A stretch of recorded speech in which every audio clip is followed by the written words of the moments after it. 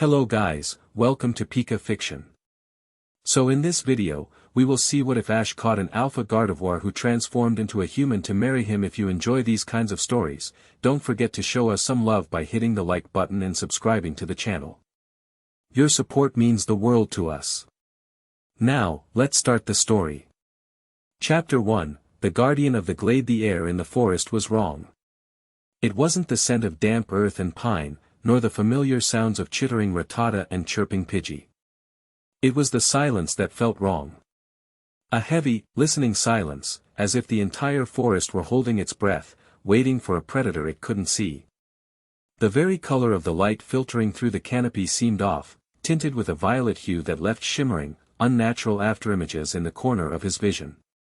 Ash Ketchum, the world monarch, felt it not just in his ears or his eyes, but in his bones. It was a low thrum of dissonant energy, a string plucked on an instrument that was fundamentally out of tune with the world.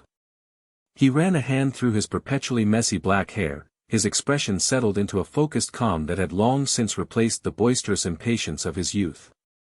He was 24, and the years of travel, of battles that decided the fate of regions and sometimes the world, had carved a quiet authority into his features. "Getting stronger, Pikachu," he said, his voice a low murmur that didn't disturb the oppressive quiet. "Pikachu," his partner responded from his customary place on Ash's shoulder. The little yellow Pokémon's ears were flattened, his black-tipped ears twitching, and the red pouches on his cheeks sparked with nervous energy. He wasn't afraid, but he was on edge, a coiled spring of electrical power ready to be unleashed. Ash closed his eyes, extending a sense that had little to do with sight. Aura.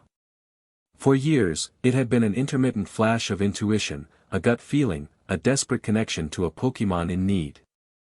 Now, it was a part of him, a constant current flowing beneath his skin. He could feel the life force of the trees, the fear of the hidden Pokémon, and the sharp, jagged intrusion that was the source of it all. It felt like a shard of glass ground into the soft soil of the world, and it was getting worse.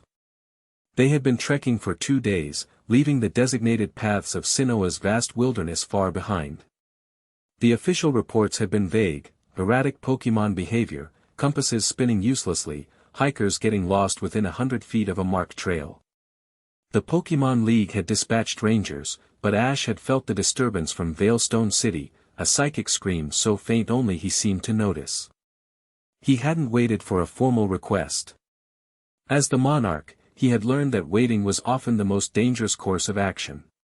A flicker of movement in the undergrowth ahead. Ash didn't even flinch. A Luxray, its black and blue fur bristling, burst from the ferns. Its eyes glowed with a feral, feverish yellow, not the intelligent gold of its species. A low growl rumbled in its chest, and sparks danced between the sharp points of its mane. It was preparing to attack. "Easy, boy," Ash said, his voice steady. He held up a hand, not in a gesture of command, but of peace. He focused, letting a wave of his own aura, calm, steady, and unthreatening, wash over the agitated Pokémon. It was like offering a cool drink of water to a man dying of thirst. The Luxray paused, its growl faltering. It shook its massive head, a glimmer of confusion in its wild eyes.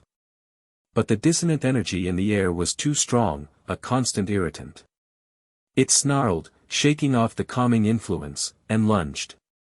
Pikachu tensed, a thunderbolt already building on his cheeks. "Wait," Ash commanded, his voice sharp. He moved.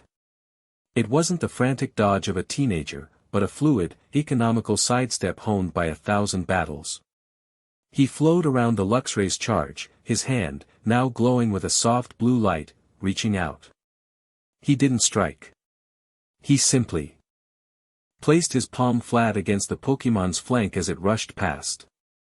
The blue aura pulsed once, a gentle but absolute command to the creature's nervous system. Sleep. Rest. The Luxray's legs buckled. It stumbled, its charge turning into a clumsy slide, and it collapsed into a heap on the mossy ground, its breathing immediately evening out into a deep, peaceful slumber. Pikachu blinked, letting his stored electricity dissipate with a soft crackle. He looked from the sleeping Luxray to Ash, a note of approval in his chirped, Pikachu pie. He wasn't in control, Ash said, kneeling beside the great lion Pokémon. He brushed a leaf from its mane. This wrongness is twisting them. Forcing them to lash out. He stood up, his gaze fixed on the violet-tinged haze deeper in the woods. Whatever's doing this, we're ending it. Now. They pressed on, the hum of power growing from a subtle thrum to an audible vibration that seemed to buzz in his teeth. The trees grew stranger, their bark swirling in spiral patterns, their leaves the color of bruises.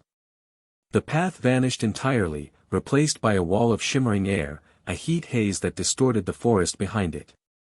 It was an illusion, a powerful one.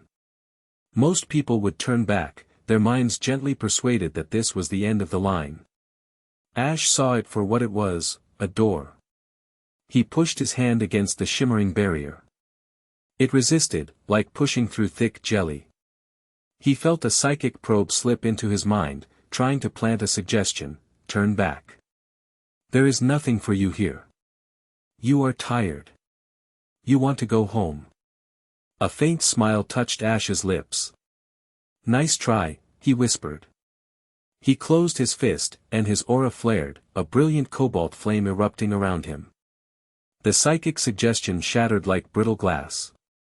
With a steady, determined push, he stepped through the illusion. The world on the other side was breathtaking. He stood on the edge of a perfectly circular glade, untouched by the corrupted forest outside. Ancient, silver-barked trees formed a natural cathedral around a pool of water so clear it looked like liquid crystal. Flowers bloomed in impossible colors, their petals glowing with a soft internal light. The air was clean, pure, and thrumming with a power so immense it made the hair on his arms stand up. It was a place outside of time, a sanctuary. But it was a sanctuary with a wound. In the very center of the glade, hovering a few feet above the crystalline pool, was a tear in the fabric of reality. It looked like a jagged rip in a piece of silk, a foot-long gash of shimmering, chaotic energy. It was the source of the violet light, the epicenter of the dissonance that was poisoning the forest beyond. And it was not unguarded. The psychic pressure descended like a physical weight, 100 times more powerful than the illusion at the perimeter. It wasn't a gentle suggestion, it was a hammer blow, a raw, undiluted command that screamed in his mind. Leave. Ash braced himself, planting his feet. The command was so powerful it made his vision swim. Pikachu let out a sharp cry, sparks flying wildly from his cheeks as he fought against the mental assault. From the far side of the glade, she emerged. She moved with a liquid grace that belied her size, stepping from the shadows of the silver trees into the light. She was a Gardevoir, but a Gardevoir as a Charizard is to a Charmander. She was an alpha, standing a full head taller than a grown man, her white form radiating an ethereal luminescence. Her movements were poised, regal, every line of her body speaking of ancient power. And then there was the feature that held his gaze, the crimson fin-like horn protruding from the center of her chest. It was not the normal red of her species, this was deeper, the color of blood, and it pulsed with a soft, ominous light. Her green hair flowed as if underwater, and her crimson eyes, devoid of pupil or sclera, fixed on him. They held no malice, only an absolute, unwavering certainty. He was an intruder. He was a threat. He had to be removed. I'm not here to harm your home, Ash said, his voice level despite the psychic force trying to crush his will. He channeled his aura, creating a protective shell around his and Pikachu's minds. The pressure lessened slightly, but the Gardevoir's eyes narrowed. Words are meaningless. Your presence is a contamination. You will depart. Or you will be removed. Her voice was not spoken, but it filled his head, a chorus of melodic but utterly cold tones. There's a hole in your glade, Ash countered, gesturing with his chin toward the spatial tear. It's poisoning the forest. I came to fix it. That is my burden. Not yours. You are not welcome here, Aura Wielder. She knew what he was. This was no ordinary Pokémon. She was ancient, intelligent, and her power was on a scale he had rarely encountered. "We don't have time to argue," Ash said, his tone hardening. "Either we work together, or you can try to remove me. But I'm not leaving until that thing is sealed." For a moment, there was silence. The Alpha Gardevoir tilted her head, a gesture of cold curiosity. "You are confident in your power. Let us see if it is warranted." She didn't move a muscle, but the ground beneath Ash's feet erupted. A dozen spears of compressed psychic energy, shimmering and purple, shot up from the earth. He reacted instantly. "Pikachu, Iron Tail, spin." Pikachu leaped from his shoulder, his tail glowing with a metallic sheen. He became a spinning disk of hardened steel and electricity, batting away the psychic spears with a series of percussive clangs.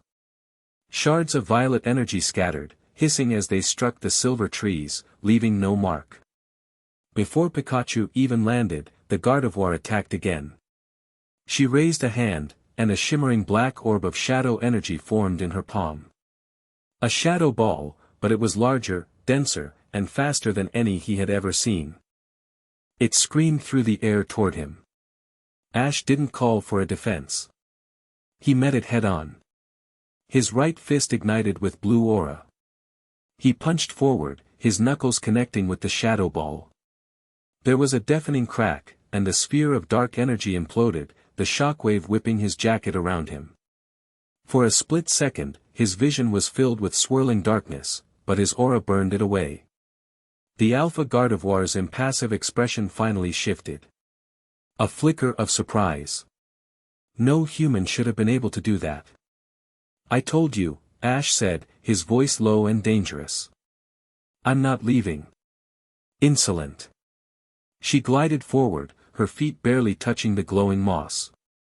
The air grew heavy, the gravity in the glade doubling, then tripling. Ash felt it as a crushing weight on his shoulders, forcing him to his knees. Pikachu grunted, his small body pressed flat against the ground. "Pikachu. Thunderbolt, now." Ash forced out, gritting his teeth. Despite the pressure, Pikachu unleashed a torrent of lightning.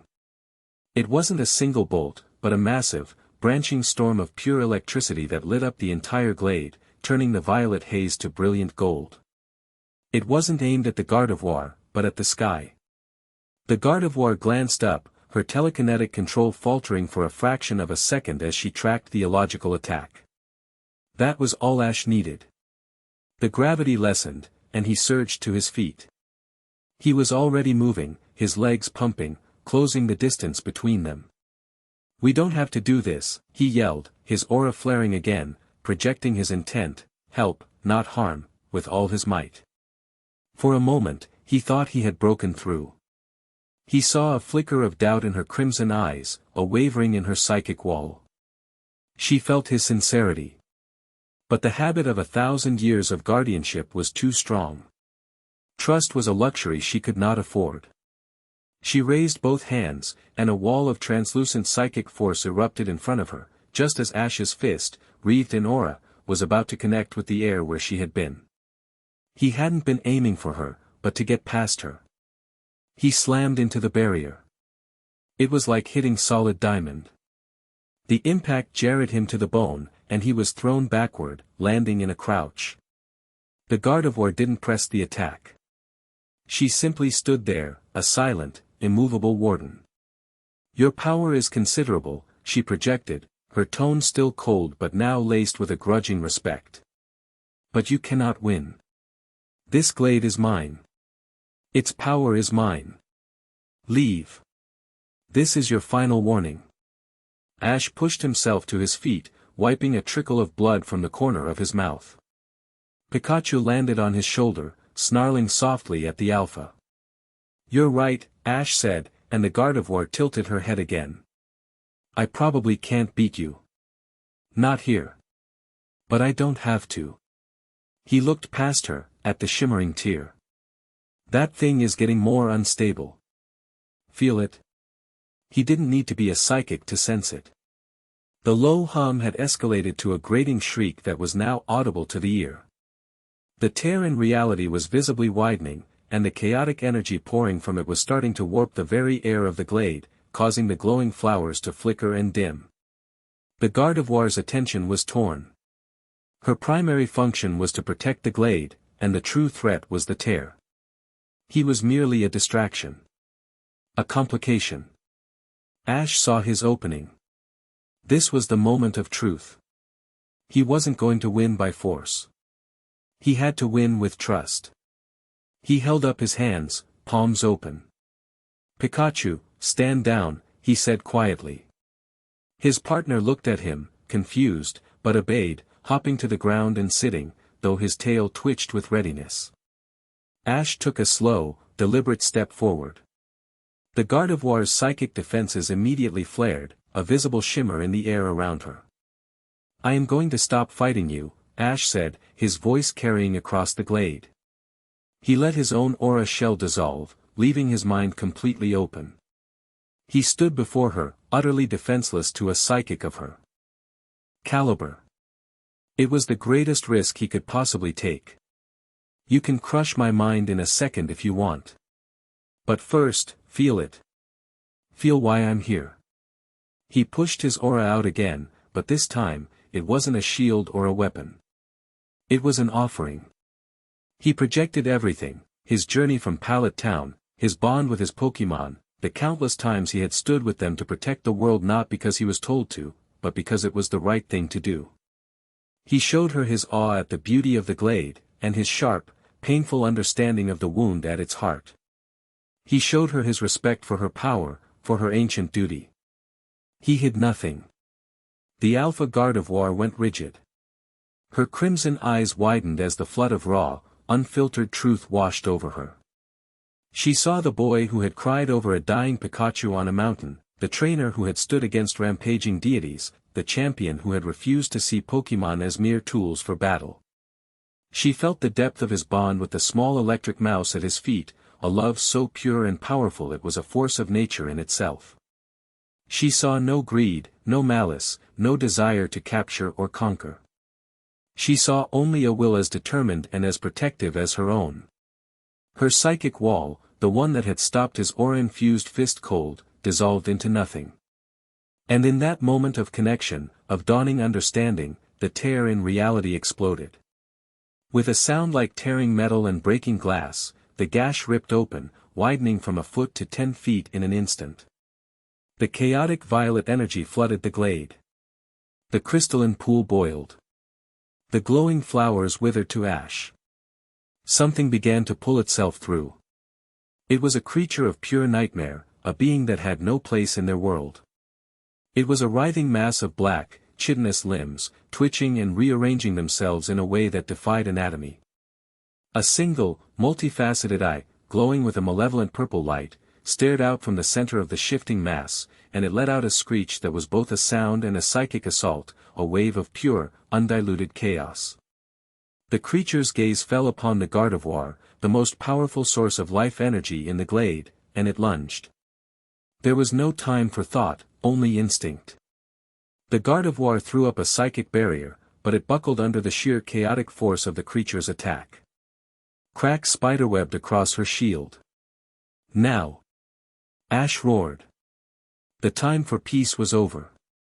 The time for war was here. "Charizard, Sceptile, I choose you." He threw 2 Pokeballs into the air. They burst open in flashes of red light, and 2 of his most powerful partners materialized, roaring their readiness. Charizard, immense and powerful, his tail flame burning with the heat of a furnace. Sceptile, lean and deadly, the seeds on his back already glowing with latent power, blades of grass on his arms as sharp as razors. The creature from the tier was momentarily distracted by their appearance. That was all the Gardevoir needed. Her barrier shattered, but she was already moving, gliding back and unleashing a torrent of moonblasts, spheres of incandescent fairy energy that slammed into the creature's shifting hide, leaving searing craters. The monster shrieked, ignoring the wounds, and swiped with a limb that ended in a blade of obsidian-like energy. Sceptile, Leaf Blade. Charizard, Flamethrower. Ash commanded, his mind already mapping the battle. Sceptile became a green blur, his leaf blades glowing. He moved with impossible speed, darting under the creature's swipe and carving deep gashes into its legs. The creature stumbled, but another limb shot out, trying to impale him. Now, Charizard. A pillar of fire erupted from Charizard's maw, a concentrated jet of searing heat that engulfed the creature's upper body. It howled, a truly horrific sound, and thrashed wildly, its limbs flailing. Their synergy was immediate, born of 1,000 shared battles. But this creature was different. It didn't fight with logic or strategy. It was a hurricane of claws and energy. Its mind, there is nothing there but hunger and chaos, the Gardevoir projected to Ash, her voice strained. She was holding the creature in place with her telekinesis, the air around it shimmering with the strain, but it was like trying to hold back the tide. I can feel it, Ash sent back, the thought formed and transmitted through his aura before he even consciously framed the words. It was effortless, a natural extension of their newfound connection. We need to hit it all at once. I can find a weak point. He closed his eyes for a split second, ignoring the maelstrom of the battle. He let his aura sense wash over the chaotic being.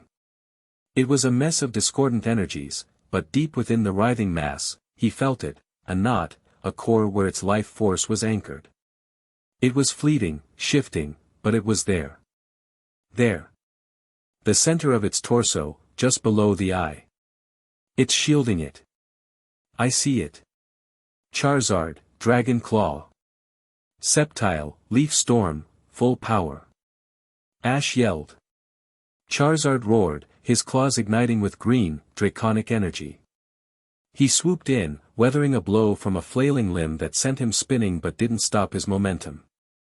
Sceptile leaped onto the creature's back, driving his leaf blades deep, then vaulted off as a vortex of razor-sharp leaves erupted from the seeds on his back, shredding the creature's chitinous armor. The monster was wounded, enraged. It focused its entire being on the two attacking Pokémon, its central eye glowing brighter as it gathered energy for a devastating blast. Its defenses were concentrated forward. This was the moment. Now, Ash Ketchum. The Gardevoir screamed in his mind. She dropped her telekinetic hold and instead focused all of her psychic might into a single point. She created a psychic lens in the air, a shimmering, invisible distortion that would magnify whatever passed through it. Pikachu. Full power. Volt crash. Pikachu had been waiting for his moment, a living capacitor of electrical fury. He shot forward like a golden bullet, a blinding aura of lightning enveloping him. He became a comet of pure power, aimed directly at the psychic lens. He hit it, and the world turned white. The Thunderbolt, already powerful enough to rival a legendary Pokémon's, was focused and amplified 100-fold. It punched through the lens and struck the creature's core weak point in a blinding, deafening explosion of energy. The creature from the tier didn't even have time to scream. It was simply unmade. The chaotic energy that held it together dissolved, and its physical form disintegrated into a shower of violet dust that faded before it even hit the ground. Silence. The glade was a ruin. The pool was murky, the ground scorched, the silver trees scarred. Charizard and Sceptile landed, both breathing heavily, their bodies covered in minor cuts. Pikachu lay on the ground, the backlash from the massive attack having completely drained him. Ash rushed to his side, cradling his oldest friend. You did it, buddy, he whispered, pulling a small, custom-made potion from his belt and spraying it on Pikachu's wounds. You were incredible. He looked up. The tear in reality was still there, smaller now, but pulsing weakly, a bleeding wound in the world. He knew it wouldn't stay that way. If they left it, it would just open again. He felt a presence beside him. The Alpha Gardevoir stood there, her luminescence dimmed, her body trembling slightly from exhaustion. She looked at the tier, then at him. It must be sealed, she projected, her mental voice soft, weary. It requires a great deal of life energy. More than I have left. Then we'll use mine, Ash said, standing up.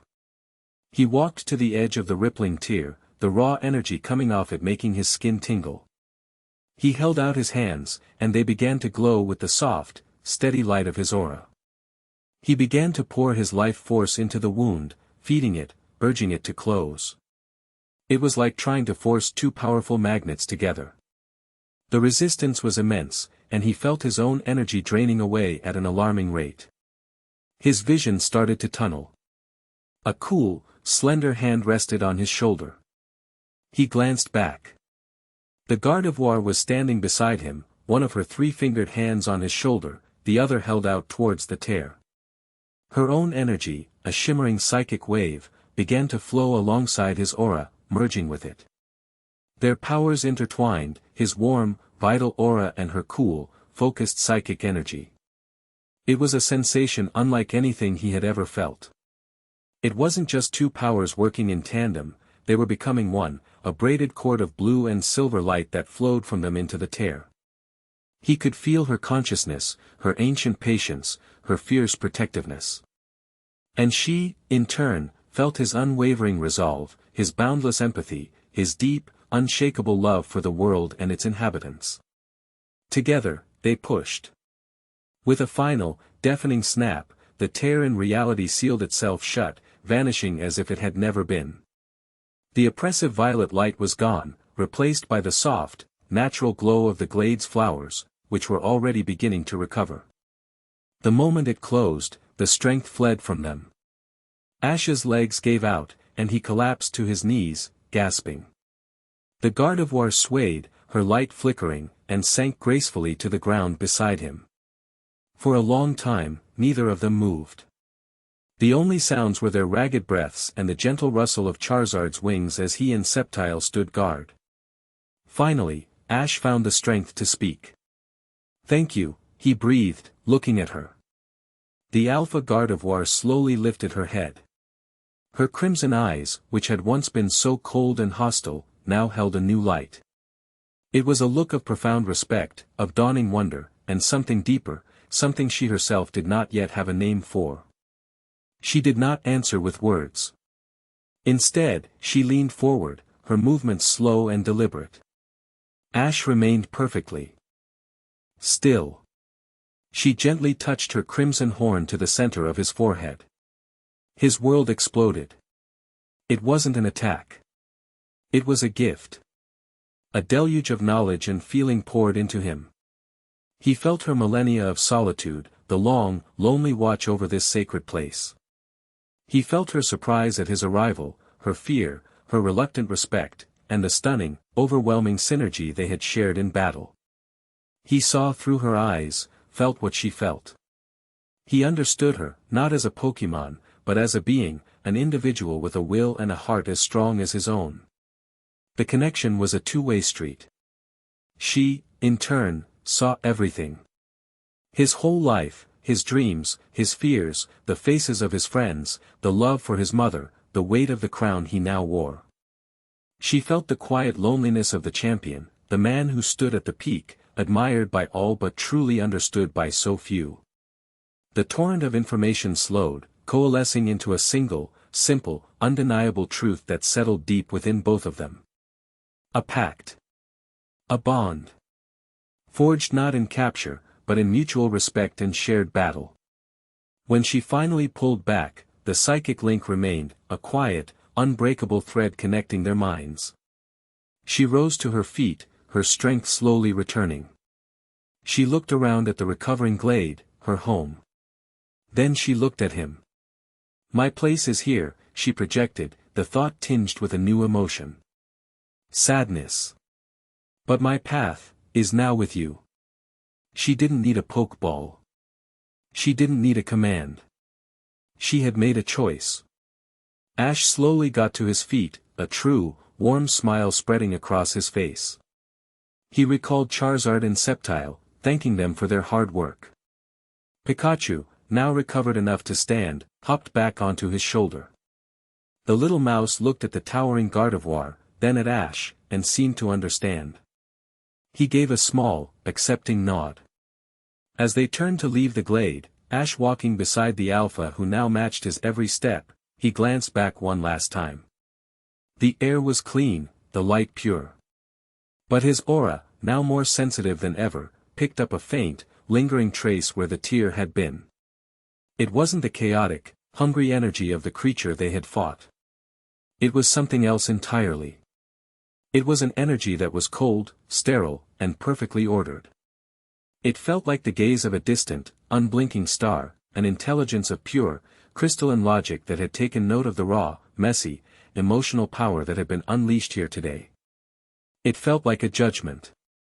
A cold shiver, unrelated to the day's exhaustion, traced its way down his spine. They had won the battle, but he couldn't shake the feeling that they had just announced their presence on a much larger, and far more dangerous, stage. Chapter 2, The heart's wish. The journey away from the glade was quieter than the one leading to it. The oppressive, unnatural silence had been replaced by the gentle, living sounds of a forest healing itself. Birdsong, once absent, now trickled back through the canopy. The violet tint in the air had vanished, leaving only the clean, crisp light of a Sinnoh afternoon. The wrongness was gone. Yet, a new kind of silence walked with them. It was the silence of mutual understanding, so profound that words felt clumsy and inadequate. Ash walked at a steady, unhurried pace, Pikachu perched on his shoulder, occasionally glancing back. Beside him, gliding over the uneven terrain with an effortless grace that made no sound, was the Alpha Gardevoir. Outside the sanctuary of her glade, she seemed both larger and more vulnerable. Her luminous form stood out starkly against the greens and browns of the wilderness. She moved with her head held high, her crimson eyes taking in everything with an ancient, patient curiosity. She had existed for centuries, but only within the shimmering confines of her home. The world beyond it was entirely new. Ash felt her questions through their new, silent link. Not as words, but as bursts of pure inquiry. A flicker of wonder at the sight of a Bidoof diligently building a dam. A wave of cool appraisal as a Staraptor soared high overhead. He would respond not with a spoken answer, but by focusing on the name and the feeling associated with the Pokémon, a simple projection of his own knowledge through their aura-psychic bond. Bidoof. Diligent. Builder. Staraptor. Proud. Fast. It was a conversation without a single spoken syllable, more intimate than any he had ever shared. He was seeing the world he had traveled his whole life through her pristine, unjaded perspective. It made everything feel new again. Pikachu acted as a curious intermediary. He would point with a small paw at a combi hive, chittering an explanation. The Gardevoir would tilt her head, and a feeling of warm, sweet understanding would flow back. Honey. Community. Queen. The little mouse Pokémon seemed satisfied with this, his initial wariness having melted away into a protective sort of fascination. He had sensed the purity of her intent in the battle, and now, he sensed the depth of her bond with Ash. For Pikachu, that was the only endorsement that mattered. They reached the outskirts of Canalave City as dusk was settling, the lights of the port town twinkling across the water. The city was built on a network of canals, its steel and glass architecture modern but harmonious with the sea. For Ash, it was a familiar sight. For the Gardevoir, it was an overwhelming sensory explosion. The moment they stepped onto the paved streets, she stopped. The psychic noise of 1,000 minds in close proximity, thoughts of work, dinner, love, and loss, washed over her. It was a chaotic, discordant symphony compared to the singular voices of a forest. She flinched, a barely perceptible tremor, and the air around her shimmered as a defensive psychic barrier instinctively rose. Ash felt her distress instantly. He turned, his expression softening. He didn't say anything. He simply reached out, not with his hand, but with his aura, weaving a gentle filter around her, a quiet space in the storm of ambient thought. It wouldn't block it all, but it would dull the roar to a manageable murmur. So loud, she projected, the thought tight with discomfort. You get used to it, he sent back, a feeling of wry amusement coloring the thought. This is humanity. Messy, noisy, but full of life. He led her through the bustling streets, past the famous Canal Ave library and towards the harbor. He was the world monarch, a face recognized across the globe, and it didn't take long for the first person to spot him. Is that? It is. It's Ash Ketchum. The cry went up, and suddenly, they were the center of a swirling vortex of people. Phones were raised, excited voices called his name, young trainers pushed forward, their eyes wide with hero worship. Mr. Ketchum. Can I have your autograph? Is that your Pikachu? He's even smaller in person. A battle, please. Just one-on-one. Ash's posture shifted. The quiet traveler vanished, replaced by the monarch. He put on an easy, charismatic smile, a practiced warmth that reached his eyes but, as the Gardevoir could now feel, didn't quite touch the core of his being. He was patient, kind, signing a notebook for a small girl, politely declining the battle requests, and making a point to let Pikachu wave to the crowd. Thank you, everyone. It's great to be in Canal Ave, he said, his voice carrying easily over the din. We've had a long journey, so if you'll excuse us. He navigated the crowd with an expert's ease, a path magically seeming to clear before him. The Gardevoir followed silently in his wake, a tall, otherworldly figure that most people assumed was just another one of the champion's impossibly rare Pokémon. She was a curiosity, but Ash was the star. From the quiet bubble of his aura, she watched him. She saw the genuine kindness he showed the child. She saw the firm but gentle authority with which he handled the more boisterous fans. And through their link, she felt the profound exhaustion that lay beneath it all. She felt how he compartmentalized himself, putting forth a public-facing version of Ash Ketchum while the real man, the one who had knelt beside a sleeping Luxray in the woods, receded deep inside. He was surrounded by 100 people, all of whom adored him, and yet she could feel a loneliness in him so vast it was like a desert. They saw the champion, the hero, the icon. They didn't see the man. They finally reached a hotel overlooking the harbor and got a top-floor suite. The moment the door closed behind them, the monarch persona fell away. Ash let out a long sigh, running a hand through his hair. He dropped his backpack onto the floor and collapsed onto the sofa, his shoulders slumping. Phew, he breathed. I love the people. I do. But sometimes. He didn't need to finish the sentence. Pikachu hopped off his shoulder, scampered into the small kitchen area, and returned a moment later, dragging a bottle of water, which he expertly rolled onto Ash's chest. Thanks, buddy, Ash said with a tired but genuine smile, ruffling Pikachu's head. The Gardevoir had not moved from the center of the room. She stood by the large floor-to-ceiling window, looking out at the city lights reflecting on the dark water. The sheer scale of it, the endless energy, the millions of lives intertwined but separate. It was so different from her glade, where every life was connected, part of a single, unified whole. She turned her gaze from the city to the man on the sofa. He was leaning his head back, eyes closed, the faint lines of stress around them more visible now. He was powerful, the strongest trainer in the world. He was a leader, respected by champions and feared by villains. But here, in the quiet of this room, he was just a man, carrying a weight that would have crushed anyone else. Her core programming, the instinct that had defined her entire existence, was screaming at her. Protect your trainer. But it was no longer that simple. The feeling had deepened, evolved.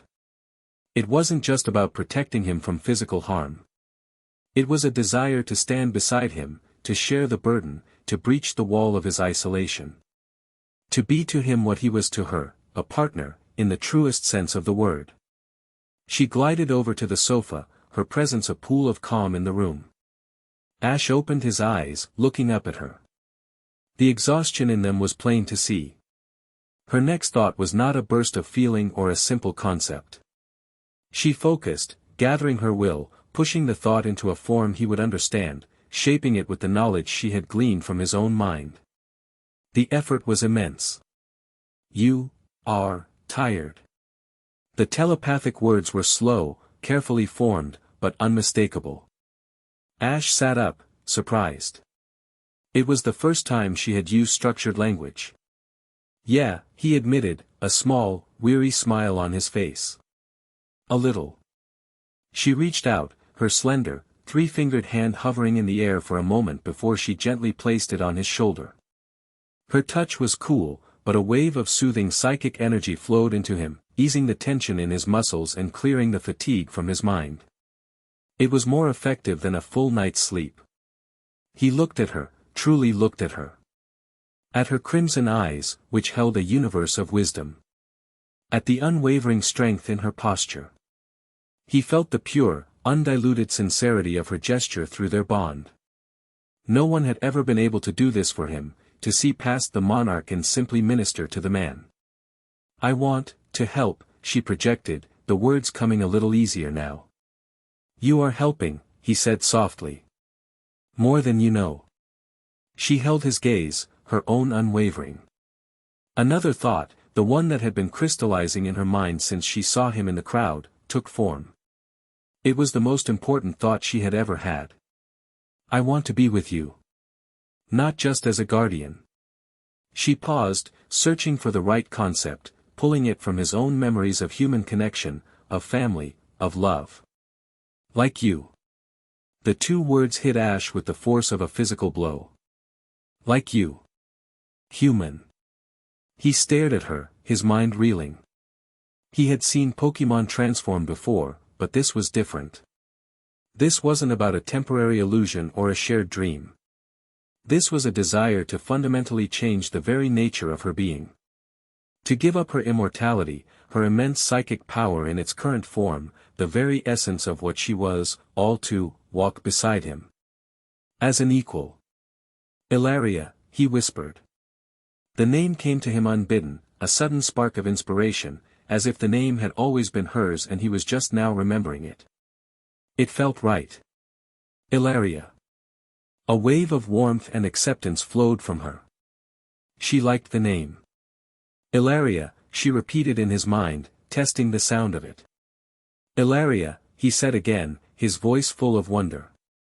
Do you understand what you're asking? To become human, it's not just a change of shape. You'd be vulnerable. You'd be mortal. To be like you, she repeated, the thought now firm, absolute. To feel the sun on my skin as you do. To taste food as you do. To stand with you, not behind a psychic barrier, but hand in hand. She drew the image from his own mind, of him and a partner, walking together. This is my wish.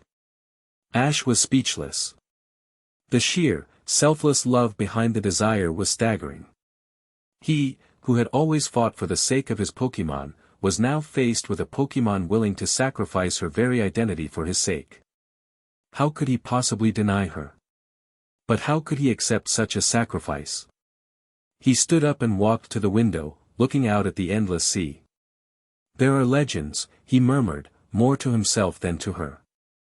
Old stories. Most of them are just fairy tales. But some. He thought of Cynthia.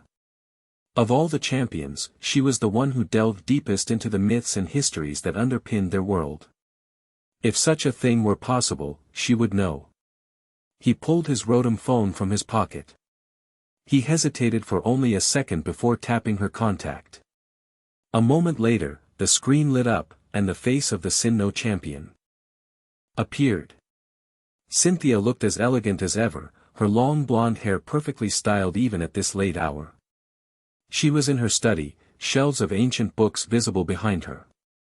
Ash, she said, her voice warm but with a hint of professional curiosity. This is a surprise. I trust your investigation into the Sinnoh anomaly was successful. The Rangers reported all disturbances ceased this afternoon. It was, Cynthia. It's handled, he said, his tone grave. But something's come up. I need your expertise. In mythology. Cynthia's expression sharpened. She leaned forward, her full attention on him. Go on. Have you ever heard of a legend, a real one, about a Pokémon becoming human? Permanently. Cynthia was silent for a long moment, her brow furrowed in thought. There are countless folk tales, she began slowly. The story of the Ninetales who lived as a human for love, but that was an illusion. The Zoroark's ability to create human forms, again, illusion. You are talking about a true, fundamental transformation. A rewriting of one's biology and soul. Yes, Ash said, his voice tight. Cynthia's gaze flickered to something just out of the camera's view. Is your new partner with you? Ash glanced back at Ilaria, who was now standing beside him, her crimson eyes fixed on the screen. She is. Cynthia's gaze was piercing. Ash, this is not a trivial matter. The ancient texts are fragmented, obscure. Most scholars consider them allegorical. But there is one recurring myth, tied to the Kalos region, though its roots are said to be in Sinnoh. It speaks of a heart's wish, where a bond between a human and a Pokémon, a bond of absolute, selfless love, could trigger a miracle. It was said that the life-giving energy of Xerneas left trace fonts of power in the world, places where the veil between what is and what could be is thin. The legend says that if such a pair were to present themselves at one of these shrines and prove the purity of their intent, reality itself could be reshaped to grant the wish. Where? Ash asked, his heart pounding. The legend is maddeningly vague, Cynthia admitted. But it speaks of the highest peak, where the world was born, under the gaze of the Creator. It's always been interpreted to mean Mount Coronet. But no such shrine has ever been verifiably found. Ash. Her tone turned serious, full of warning. Even if this place is real, the legends speak of a trial. A test of the heart. They say the shrine doesn't just grant a wish, it exposes the truth of it. If there is any selfishness, any greed, any desire for power in the wish, the consequences are catastrophic. The stories speak of madness, of being torn apart by the energies, of being erased from existence. This is not a game. Ash looked at Ilaria. He felt her resolve, as calm and unshakable as the mountain itself. There was no fear in her, only purpose. We understand the risks, Ash said, his voice ringing with a certainty that left no room for argument. Cynthia studied his face for a long moment, then nodded slowly, a look of profound understanding in her eyes. I thought as much, she said softly. The peak on the Spear Pillar Trail, the one that overlooks the ruins. There's an outcropping that isn't on any map. It's accessible only by a path that's been lost for centuries. But the wind patterns there are unusual. If such a shrine exists, it would be there. Be careful, Ash. Both of you. The call ended, leaving the room in silence once more. Mount Coronet, Ash said, turning to Ilaria. It's a hard climb. Dangerous.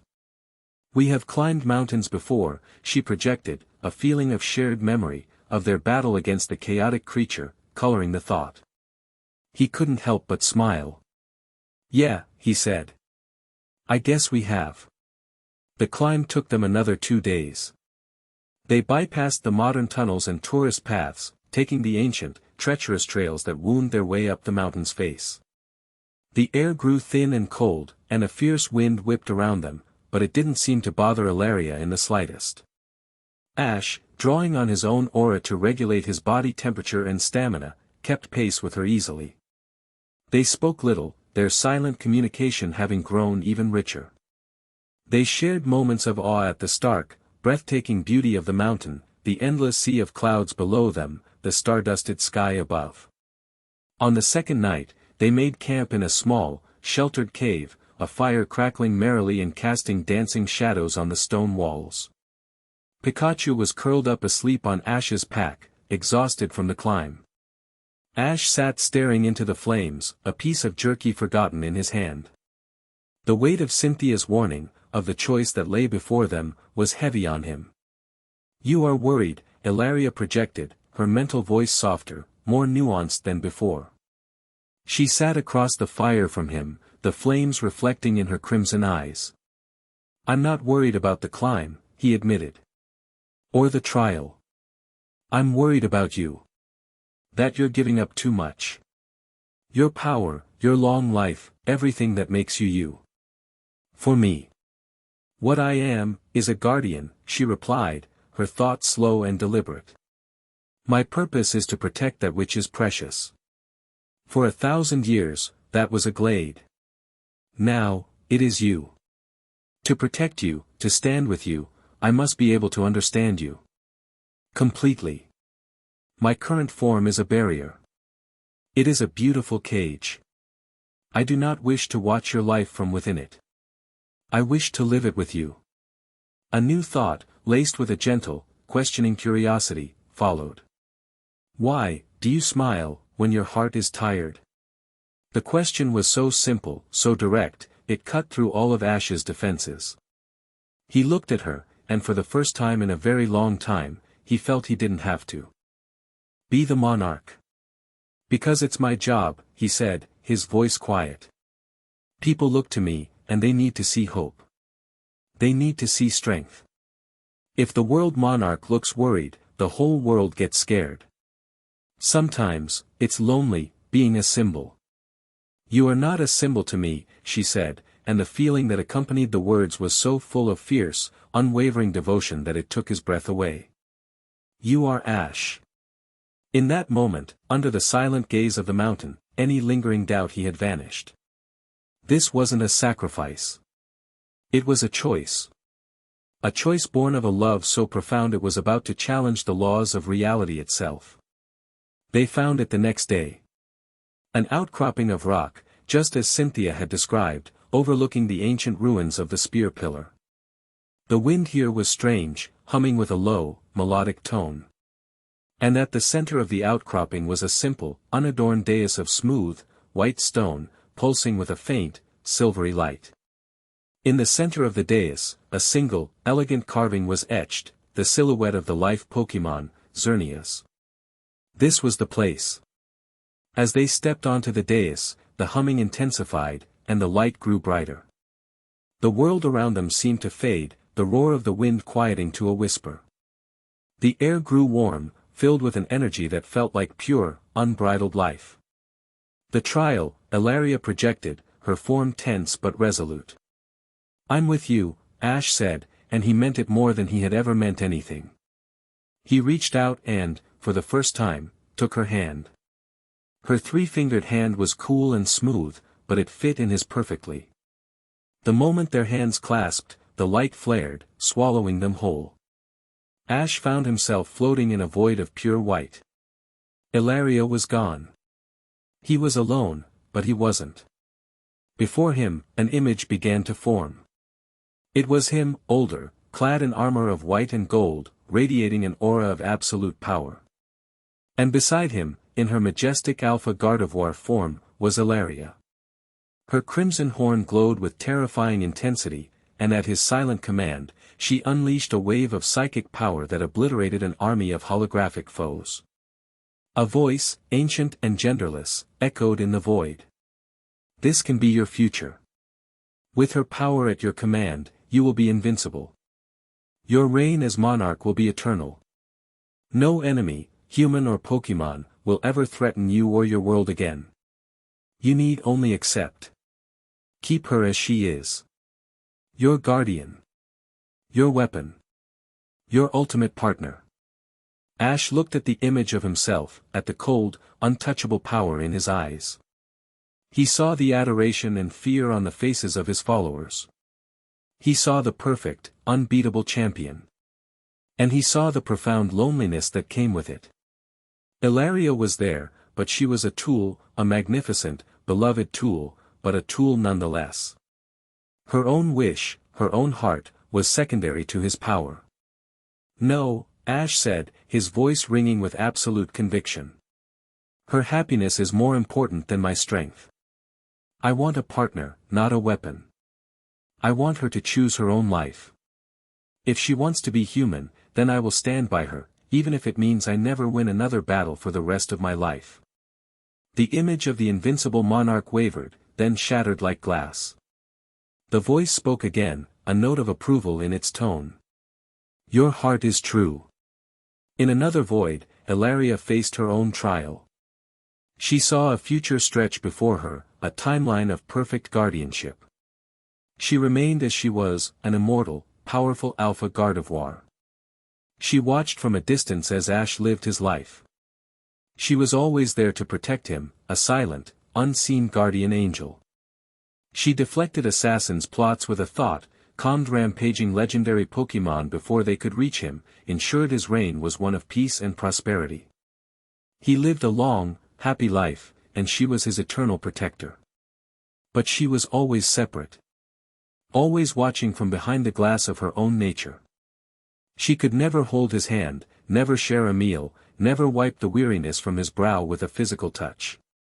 She could only ever watch. This is the path of the guardian, the ancient voice said to her. To protect without fail. To ensure his safety above all else. You need only accept this. Remain as you are. Fulfill your purpose. It is the safest path. For him. Ilaria looked at the long, lonely centuries stretching before her. A life of purpose, yes, but a life without connection. A life without love, only duty. No, she projected, her will a blade of pure light in the void. A life protecting him from afar is not a life with him. I do not want to be his shield. I want to be his partner. I choose vulnerability. I choose mortality. I choose him. The vision of the future dissolved. Your heart is true, the voice echoed. The white light rushed back, pulling them together. They were back on the dais, hand in hand, the silvery energy swirling around them, brighter than a sun. The trial was over. The wish was granted. The energy surged into Ilaria. She cried out, a sound that was both pain and ecstasy. Ash held her hand tighter, pouring his own aura into her, not to stop the process, but to anchor her, to give her strength. He felt her very being, her psychic signature, her biological structure, being unwritten and then rewritten from the ground up. It was a terrifying, miraculous process. Her form began to shimmer, to lose its distinct shape. The crimson horn on her chest dissolved into a shower of ruby-colored light that flowed into her heart.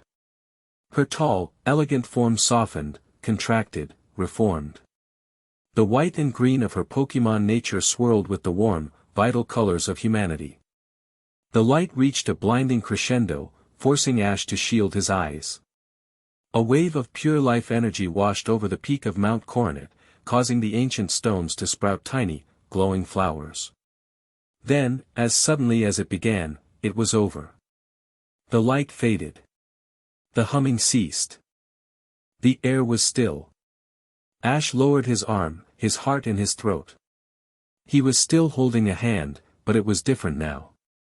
It was smaller, warmer, with 5 slender fingers.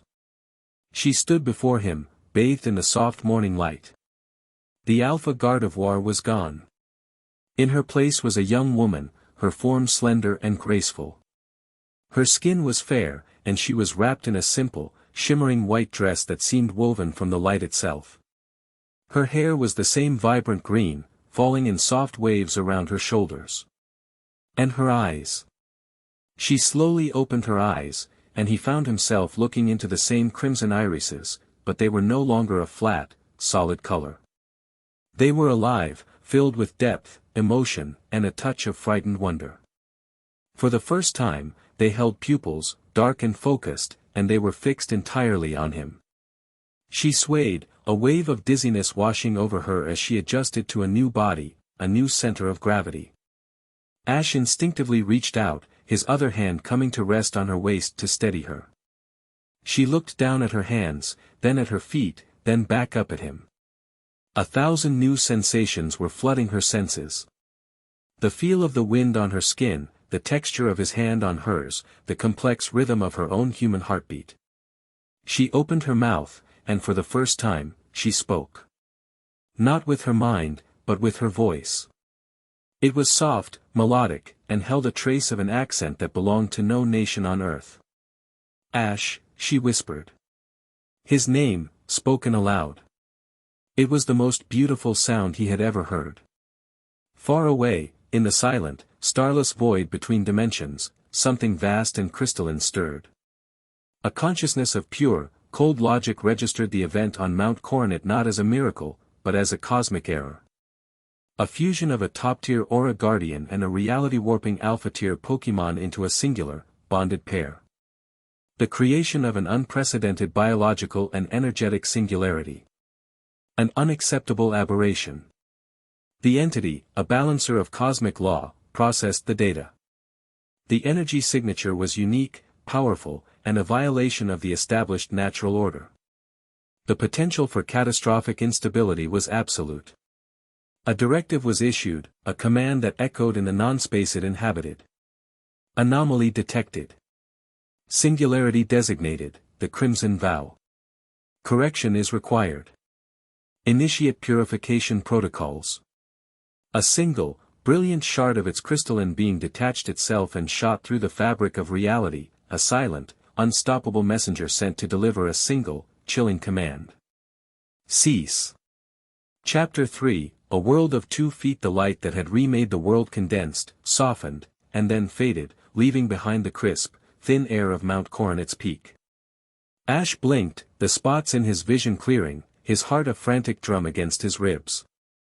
The echo of that final, blinding flash still resonated in his bones. He was still holding her hand. But it was no longer the cool, smooth, 3-fingered hand of a Gardevoir. It was a human hand, smaller, warmer, the skin soft but with the faint, underlying strength of bone and sinew. 5 slender fingers were laced with his. Before him stood the impossible, made real. Ilaria. Her name felt truer now than ever before. Her form was slender, possessing the same innate grace she'd had as a Pokémon, but now it was defined by the unfamiliar architecture of a human body. The shimmering, ethereal dress she wore seemed spun from leftover magic, clinging to her form like mist. Her hair, a vibrant, living green, cascaded around her shoulders, stirred by the high-altitude wind. She opened her eyes. They were the same impossible crimson, but where once there had been a flat, alien depth, there was now a universe of human complexity.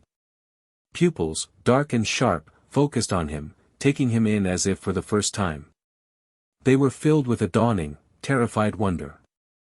Then, the fundamental laws she had defied for a lifetime came crashing down.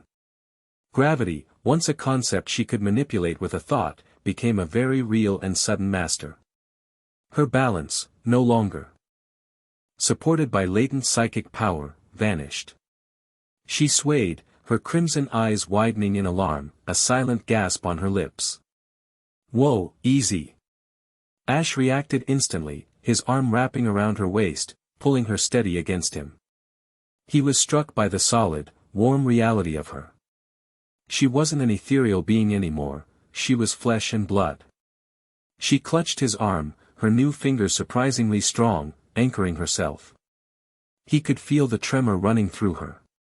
Through their bond, which still thrummed between them like a silent song, he felt a dizzying flood of new sensations that were all hers. The sharp bite of the cold wind on her bare skin. The hard, uneven surface of the stone beneath her new, sensitive feet. The bewildering, rhythmic thump-thump-thump of her own heart, a drumbeat she had never felt from the inside. She looked down, first at her hands, flexing the fingers in disbelief, then at her legs. Her own legs. She tried to take a step, a simple act that her mind knew how to do from watching him, but the signal from brain to muscle was an uncharted path. Her leg moved stiffly, unnaturally. She stumbled. Ash caught her again, holding her securely. "It's okay," he said, his voice a low, reassuring murmur. "It's a lot to get used to. Just, one step at a time." Literally. She looked up at him, a flicker of deep frustration warring with her awe. "This body is clumsy," she projected, the thought coming through with a sharp, clear pang of annoyance. It was strange, hearing her mental voice while looking at her human face. He couldn't help but let out a short, soft laugh. Welcome to the club, he said. He looked into her eyes, his smile genuine. You were amazing. Her expression softened. She had been so focused on the disorienting physical reality that she hadn't processed the victory. They had done it. Her wish had been granted. She opened her mouth, inhaling the thin, cold air. She was gathering her will, not for a psychic feat, but for the simple act of speech. The knowledge was there, gleaned from his mind, but the physical mechanics were alien. Ash, she said. The word was a whisper, soft and melodic, yet it carried across the windswept peak with the weight of a miracle. Her own voice. Hearing it, seeing her say his name, struck Ash with a force greater than any Pokémon attack he had ever endured. It was a sound of pure, breathtaking reality. Pikachu, who had been watching from a safe distance, his fur on end from the residual energy, let out a soft, wondering Pikachu. He trotted forward, looking up at this new person who was, and was not, the Gardevoir he had journeyed with. He sniffed at her ankle, his nose twitching, then looked up at Ash and gave a definitive nod, as if confirming her identity. See? You've got his seal of approval, Ash said, feeling a warmth spread through his chest. That's the toughest one to get. A faint smile touched Ilaria's lips, the first he had ever seen. It was a small, hesitant thing, but it lit up her entire face. Pikachu, she tried, the name clumsy on her new tongue. Pikachu's ears perked, and he chirped happily. The moment was perfect, but fragile.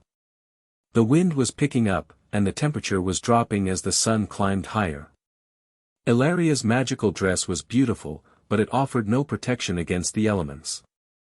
She shivered, a full-body tremor this time, wrapping her arms around herself. Right. We need to get you down from here, Ash said, his focus shifting back to practicalities. He shrugged off his own jacket, a durable, dark red traveler's coat, worn and familiar. Here. He draped it over her shoulders. It was far too big for her, swallowing her slender frame, but the effect was immediate. He felt her relief as the thick fabric blocked the wind. She pulled it tighter around herself, her fingers brushing against the worn lining. Through their bond, he felt her inhale his scent from the collar, a faint mix of wood smoke, open air, and Pikachu's ozone. It was a grounding, comforting sensation for her. The descent is going to be tricky, he said, his mind already working on the logistics. Just lean on me. Don't try to do it on your own yet. I am not helpless, she projected, a spark of her old pride flaring. She tried to take another step on her own, a declaration of independence. Her ankle immediately turned on a loose stone, and she would have fallen hard if he hadn't been there, his arm a solid band around her waist. Never said you were, he countered gently, pulling her back upright. But you've never walked before. I've been doing it for 24 years, and I still trip sometimes. Let me help. She looked from his steady gaze to the treacherous, rocky path that led down the mountain. She gave a small, reluctant nod. Her pride was ancient and fierce, but her newfound human logic was undeniable. The journey down was a slow, painstaking process. It became a lesson in trust and intimacy unlike any they had shared before. Ash guided her, his body a constant, solid presence against hers, showing her where to place her feet, how to shift her weight, how to use the momentum of a downward slope instead of fighting it. For Ilaria, it was a revelation. Every step was a discovery. The crunch of gravel under her borrowed boots, Ash had an extra pair in his pack, which thankfully fit, if a bit loosely. The way her muscles ached with a satisfying burn of exertion. The simple, profound feeling of Ash's hand holding hers, his strength a constant, reassuring anchor. They stopped to rest in a sheltered alcove, out of the wind. Ash pulled 2 nutrient-dense energy bars from his pack. He handed one to her. She looked at it, her head tilted in curiosity. She had watched him eat countless times, but the concept was abstract. Go on, he encouraged. It's not fancy, but it'll give you strength. She carefully unwrapped it, mimicking his movements. She brought it to her lips and took a small, hesitant bite. Her crimson eyes widened. An explosion of sensation, of taste and texture, flooded her mind. It was a stark contrast to her previous existence, where she had drawn sustenance directly from the life energy of her glade. "It is sweet," she said, her voice filled with wonder. "And grainy." She took another, larger bite. "I like it." Ash just watched her, a wide, genuine smile on his face. He was seeing the world reborn through her eyes, and it was a gift. The simple act of sharing a meal, a mundane part of his daily life, had become a moment of shared, joyful discovery. This, he thought, was what she had wanted. Not just to be near him, but to experience this. To truly live. By the time they reached the base of Mount Coronet and the anonymity of a small transit station, she was starting to get the hang of it. Her steps were still deliberate, her balance precarious at times, but she could walk on her own, a look of quiet, fierce concentration on her face. They boarded a nearly empty high-speed train bound for Heart Home City, settling into a private compartment.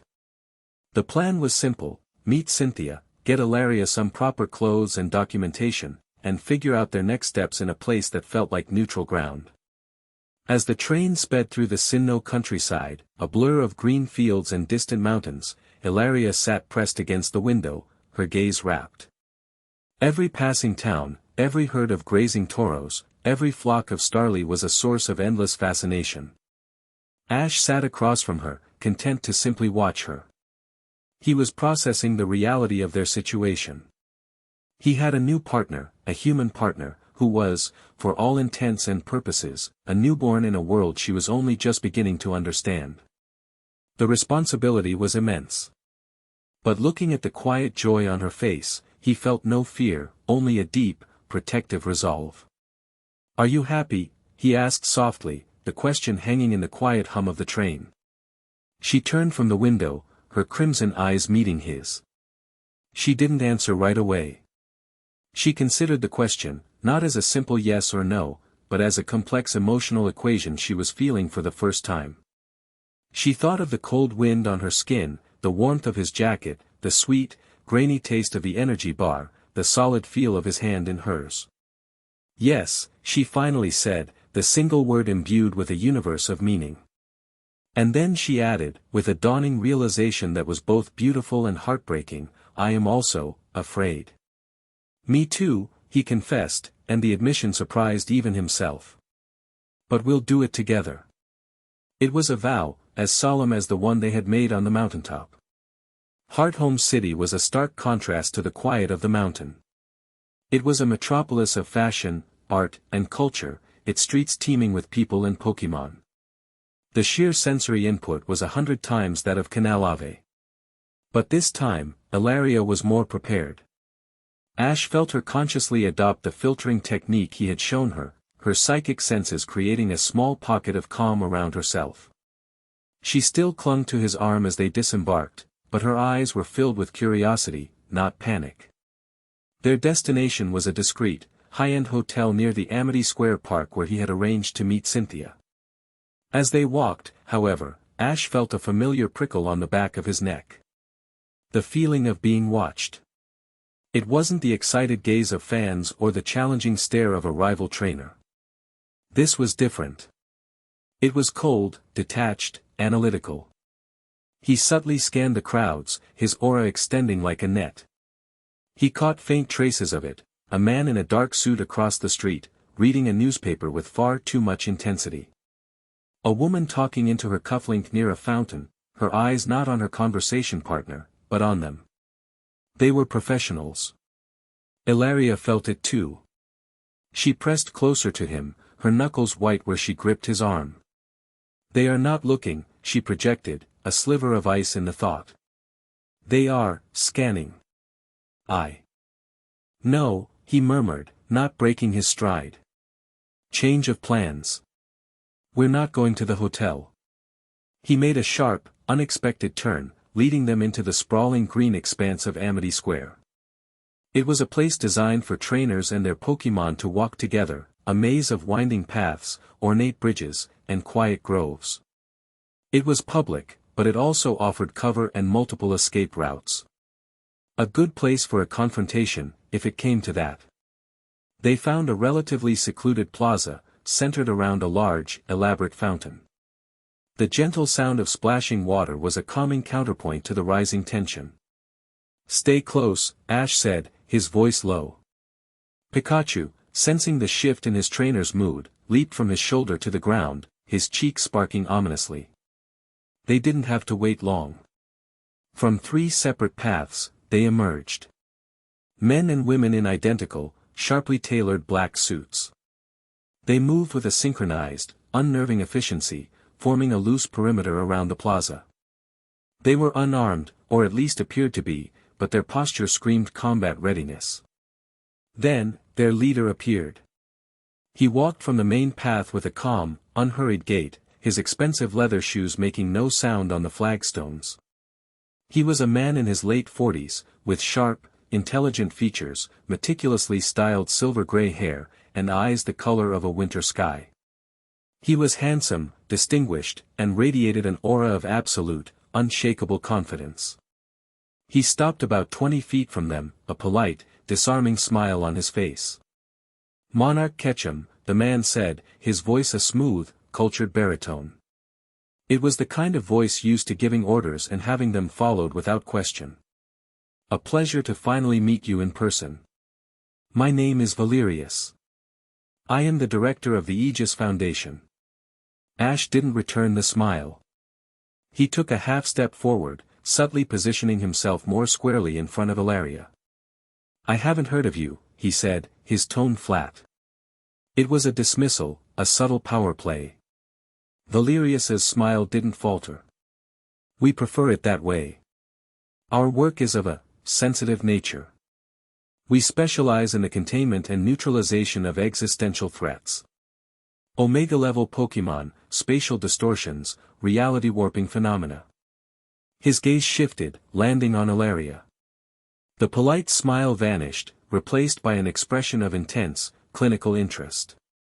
It was the look of a scientist studying a microbe under a microscope. "Like her. She is not a phenomenon." Ash's voice was dangerously quiet. The temperature in the plaza seemed to drop several degrees. "She is my partner. And she's a human being." "Is she?" Valerius countered, his tone laced with a chillingly genuine curiosity. "By all our metrics, the being standing behind you is a biological and energetic impossibility. An alpha-class psychic of unprecedented power, contained in a hastily constructed humanoid shell, tethered to the single most powerful aura guardian on the planet. Forgive me, Monarch, but human being seems an inadequate and frankly, reckless, classification. We see a weapon of mass destruction that doesn't even know it's a weapon." The words were a direct assault, calculated and precise. Ilaria flinched, not from fear, but from the cold, dehumanizing logic of his assessment. She had fought to become this, and he was reducing her to a problem, a variable in an equation. "Whatever you think you see," Ash said, his voice as hard as steel, "you are wrong. Now, you and your people are going to leave. My business in Hearthome is my own." "I'm afraid I cannot allow that," Valerius said, his tone shifting from conversational to commanding. The energy signature released during her transformation was the largest non-legendary spike recorded in modern history.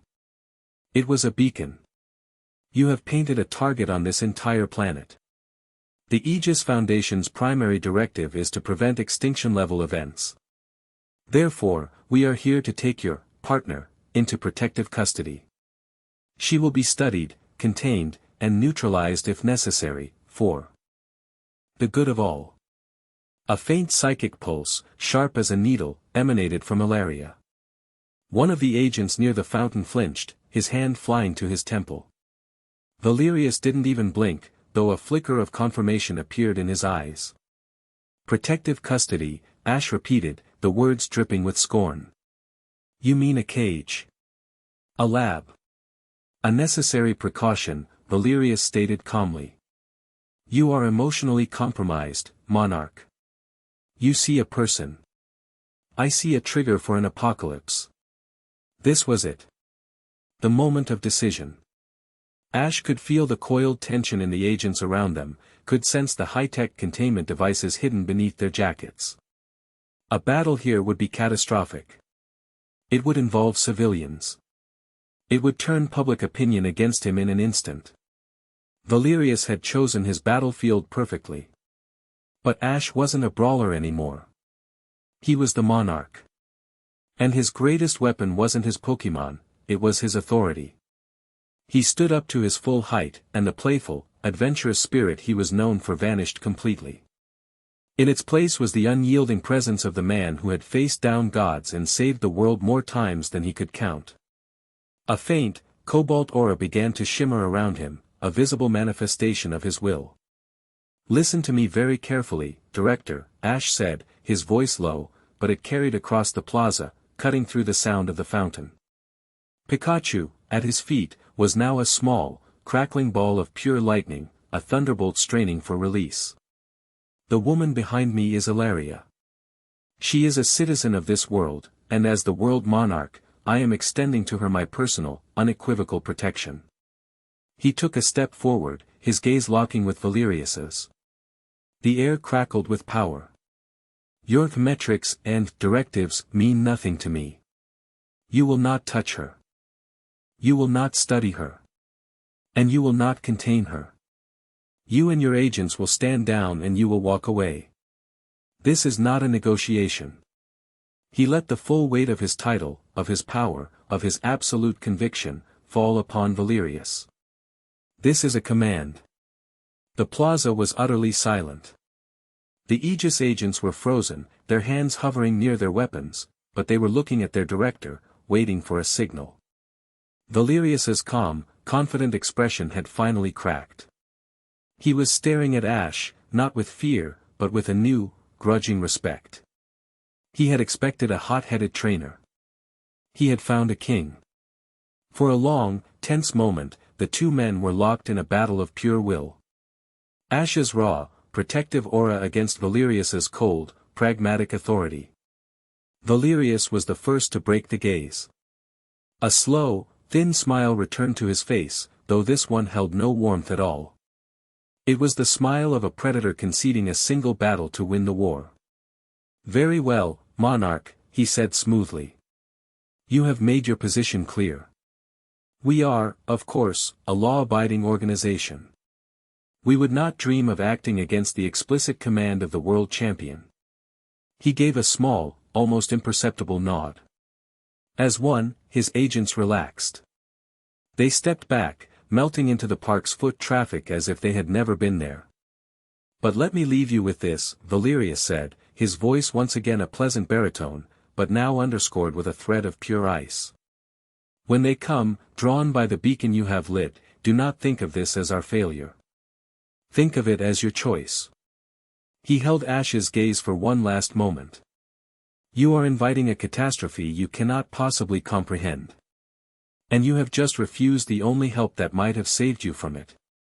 With a final, courteous nod, Director Valerius turned and walked away, disappearing into the crowd as effortlessly as he had appeared. Ash remained motionless until he was sure they were gone. The cobalt aura around him slowly faded. He let out a breath he didn't realize he'd been holding. He had won. For now. But the man's final words echoed in his mind, a chilling premonition. He felt a small hand slip into his. He looked down. Ilaria was looking up at him, her crimson eyes wide. She had felt the entire exchange, not just the words, but the intent behind them. She had felt Valerius's cold conviction, his absolute belief that she was a danger. "He was not lying," she said, her voice barely a whisper. "He was not evil. He truly believes he is saving the world." "The most dangerous villains always do," Ash said grimly. He squeezed her hand. "Come on. Let's go find Cynthia." As they walked away, the weight of their new reality settled upon them. They had a new enemy, one who fought not with Pokémon, but with logic, fear, and ruthless pragmatism. And somewhere, out in the darkness, was the other enemy Valerius had spoken of, the one they had just called to dinner. Miles away, in a sleek, unmarked aircraft hovering invisibly high above Hearthome City, Director Valerius watched a holographic replay of the encounter. The image of Ash, wreathed in his monarchical aura, was paused in stunning high definition. Psychic energy output from the subject was minimal, but precise, an analyst reported from a nearby console. Neurological disruption targeted at Agent Thorne. Minimal impact. And the monarch? Valerius asked, his eyes still fixed on the hologram. Aura output exceeded all previous remote readings by a factor of 5. The sheer force of will he projected was significant. It registered on our quantum sensors as a localized gravity distortion. Small, but measurable. Valerius steepled his fingers, his expression thoughtful. He is more powerful than our profile suggested.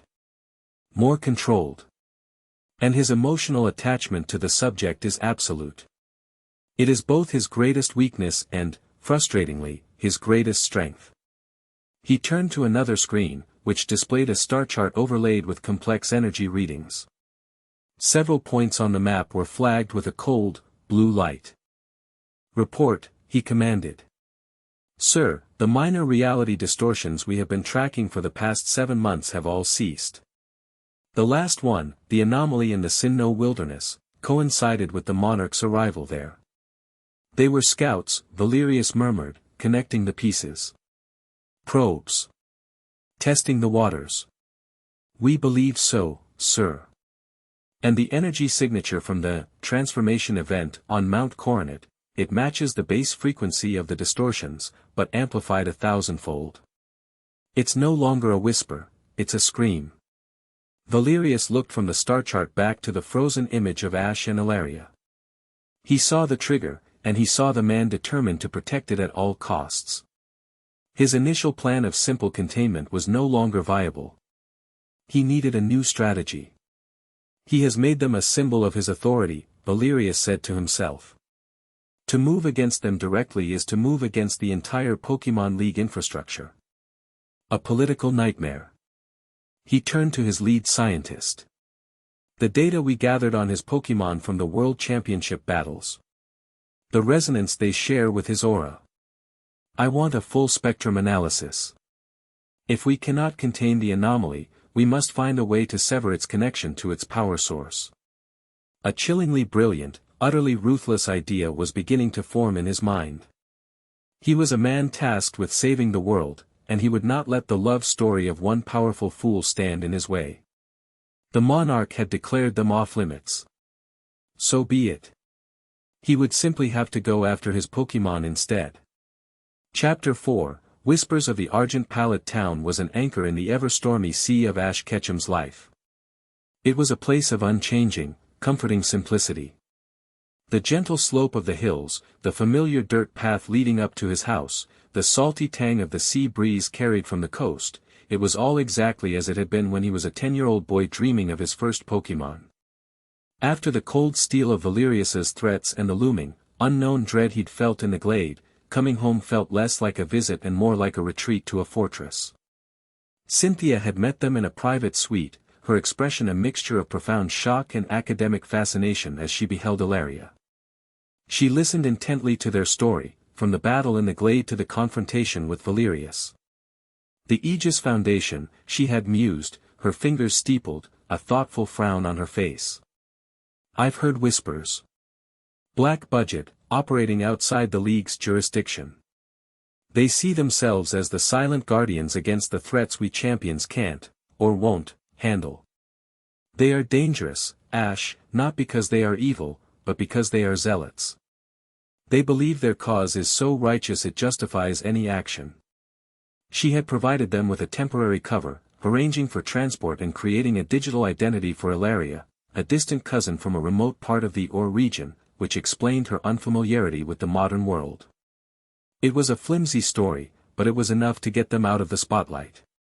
"Go home," Cynthia had advised, her voice softening. "Be with your family. Let the world forget you for a little while. I will begin my own inquiries." Find out what Valerius knows about this beacon you've lit. Now, 2 weeks later, the world did seem to have forgotten. The quiet rhythm of Pallet Town worked its magic. Delia Ketchum, after a moment of stunned, wide-eyed silence upon meeting Ilaria, had simply smiled, pulled her into a hug, and asked if she was hungry. For Delia, the fact that her son had brought home a kind, beautiful young woman was a cause for celebration. The fantastical, reality-bending details were secondary. Professor Oak, on the other hand, had nearly fainted from intellectual ecstasy, bombarding Ilaria with 1,000 questions until Ash had gently but firmly steered her away, promising the professor a proper interview later. It was in this peaceful bubble that their romance, born in the crucible of battle and myth, was allowed to truly blossom. The grand, epic scale of their bond gave way to a series of small, quiet, infinitely precious moments. Ash taught her how to cook. The first attempt was a disaster, a cloud of flour and a very confused Ilaria who couldn't understand why the recipe's ingredients didn't simply combine with a thought. Her innate psychic ability, though vastly diminished, still leaked out when she was flustered. She'd stared at an egg, willing it to crack, only for it to levitate an inch off the counter and spin in place. Ash had laughed so hard he'd had to sit down, and after a moment of dignified indignation, she had joined him, her own laughter a light, melodic sound that filled the warm kitchen. He showed her how to hold the egg, how to tap it firmly against the side of a bowl. The simple, physical act, the crisp crack of the shell, was another small miracle for her. She, in turn, taught him things he had never known. One afternoon, as they sat in the pasture behind Professor Oak's lab, surrounded by his many Pokémon, she placed her hand on the head of his often grumpy Mook. Ash had always had a bond with his Pokémon, but Ilaria's touch was different. She didn't just project calm, she listened. Through their link, Ash felt what she felt, Mook's simple, overwhelming affection for him, a feeling that was usually hidden beneath a layer of sluggishness and pungent odor. She showed him the deep, philosophical thoughts of his Snorlax, who was not just lazy, but a connoisseur of tranquility. She revealed the fierce, burning loyalty within his Tauros herd, a collective spirit he had felt but never truly understood. She was a bridge, allowing him to see the hearts of his oldest friends in a new, more vibrant light. Pikachu had appointed himself as Ilaria's unofficial guide and protector. He would lead her on tours of the town, pointing out the best berry bushes, the sunniest napping spots, and chittering warnings about Mr. Mime's overzealous sweeping. It was a comical sight, the small yellow Pokémon walking with a determined swagger, and the graceful green-haired woman listening to his squeaks with rapt attention, a soft smile on her face. One evening, they sat together on the hill overlooking the town, the same hill where Ash had so often dreamed of his journey's start. The sun was setting, painting the sky in fiery strokes of orange and purple. "This is my favorite place in the whole world," Ash said quietly, breaking the comfortable silence. "Everything started here. Every adventure, every friend I ever made, the path always leads back to this spot." Ilaria didn't respond immediately. She was watching the sunset, her crimson eyes reflecting the vibrant colors. He felt her absorb the sight, not just as a visual, but as an emotional experience, the beauty, the sense of an ending day, the promise of a new one to come. "In my glade," she said, her spoken words growing more fluid and confident each day, time was a circle. The seasons turned, but it was always the same. An endless, beautiful, lonely circle. She turned to him, her expression soft. "With you, time is a line. It moves forward. It is exciting. Not knowing what the next day will bring." He looked at her, at the way the last light of the sun caught in her green hair, the earnest, open sincerity in her eyes. The feeling that had been growing in his chest since she'd spoken his name on the mountain finally crystallized into a single, undeniable truth. It was a truth so powerful, so simple, it left no room for doubt. "My path leads back here," he said, his voice thick with emotion. "But I think my journey, it ends with you." She searched his face, her own expression unreadable for a moment. She felt the depth of his words resonate through their bond, a declaration that was as absolute as her own wish had been. She had wanted to stand beside him, to share his life. But she was realizing that she wanted more. She wanted to build a life with him. She reached for a concept she had learned from watching his parents, from the stories in his mind, from the quiet hopes in his own heart.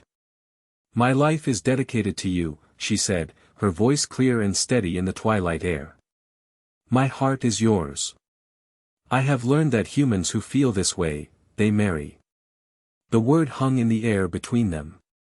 Marry. It wasn't a question or a demand. It was a simple, logical, emotional conclusion. An observation of a truth that had become self-evident. For Ash, who had spent his life chasing the next battle, the next badge, the next championship, the idea of settling down, of marriage, had always been a distant, abstract concept for someday. But looking at Ilaria now, someday felt like a wasted day. His grand adventure wasn't about becoming the best, it was about finding his way to her. "Yeah," he breathed, a slow, wondrous smile spreading across his face. "Yeah, they do." It wasn't a proposal, not yet. But it was a promise. A shared understanding that this was their destination. He leaned in, and she met him halfway, their lips meeting in a gentle, hesitant kiss that was both a first and a homecoming. It was a kiss full of quiet promises, of futures imagined, of two separate journeys finally, irrevocably, becoming one. The moment was perfect. And then the world went silent. It wasn't the peaceful quiet of the glade or the comfortable hush of a sleeping town. It was a sudden, absolute void of sound. The chirping of the evening cricketots, the distant barking of a growlite, the rustle of the wind in the tall grass, it all vanished in an instant, as if a switch had been thrown on the universe. Ash and Ilaria broke apart, both instantly on alert. Pikachu, who had been dozing at their feet, shot up, his fur on end, a low growl rumbling in his chest. The sky, which had been a canvas of warm sunset colors, was rapidly turning a flat, metallic gray, as if a sheet of lead had been pulled over the world. The air grew cold, a deep, unnatural chill that had nothing to do with the evening and everything to do with a presence that was fundamentally hostile to life. "What is this?" Ilaria whispered, her hand finding Ash's, her knuckles white. She could feel it too, a crushing pressure building, a psychic static that was trying to smother all thought, all emotion. "It's here," she projected, the thought laced with a cold dread. The cold. The judgment. From the glade. Ash's eyes scanned the horizon. "Valerius," he gritted out. "He warned us. When they come." High above them, in the center of the colorless sky, the air began to shimmer and distort, not with heat, but with cold. Reality itself seemed to be cracking, peeling back.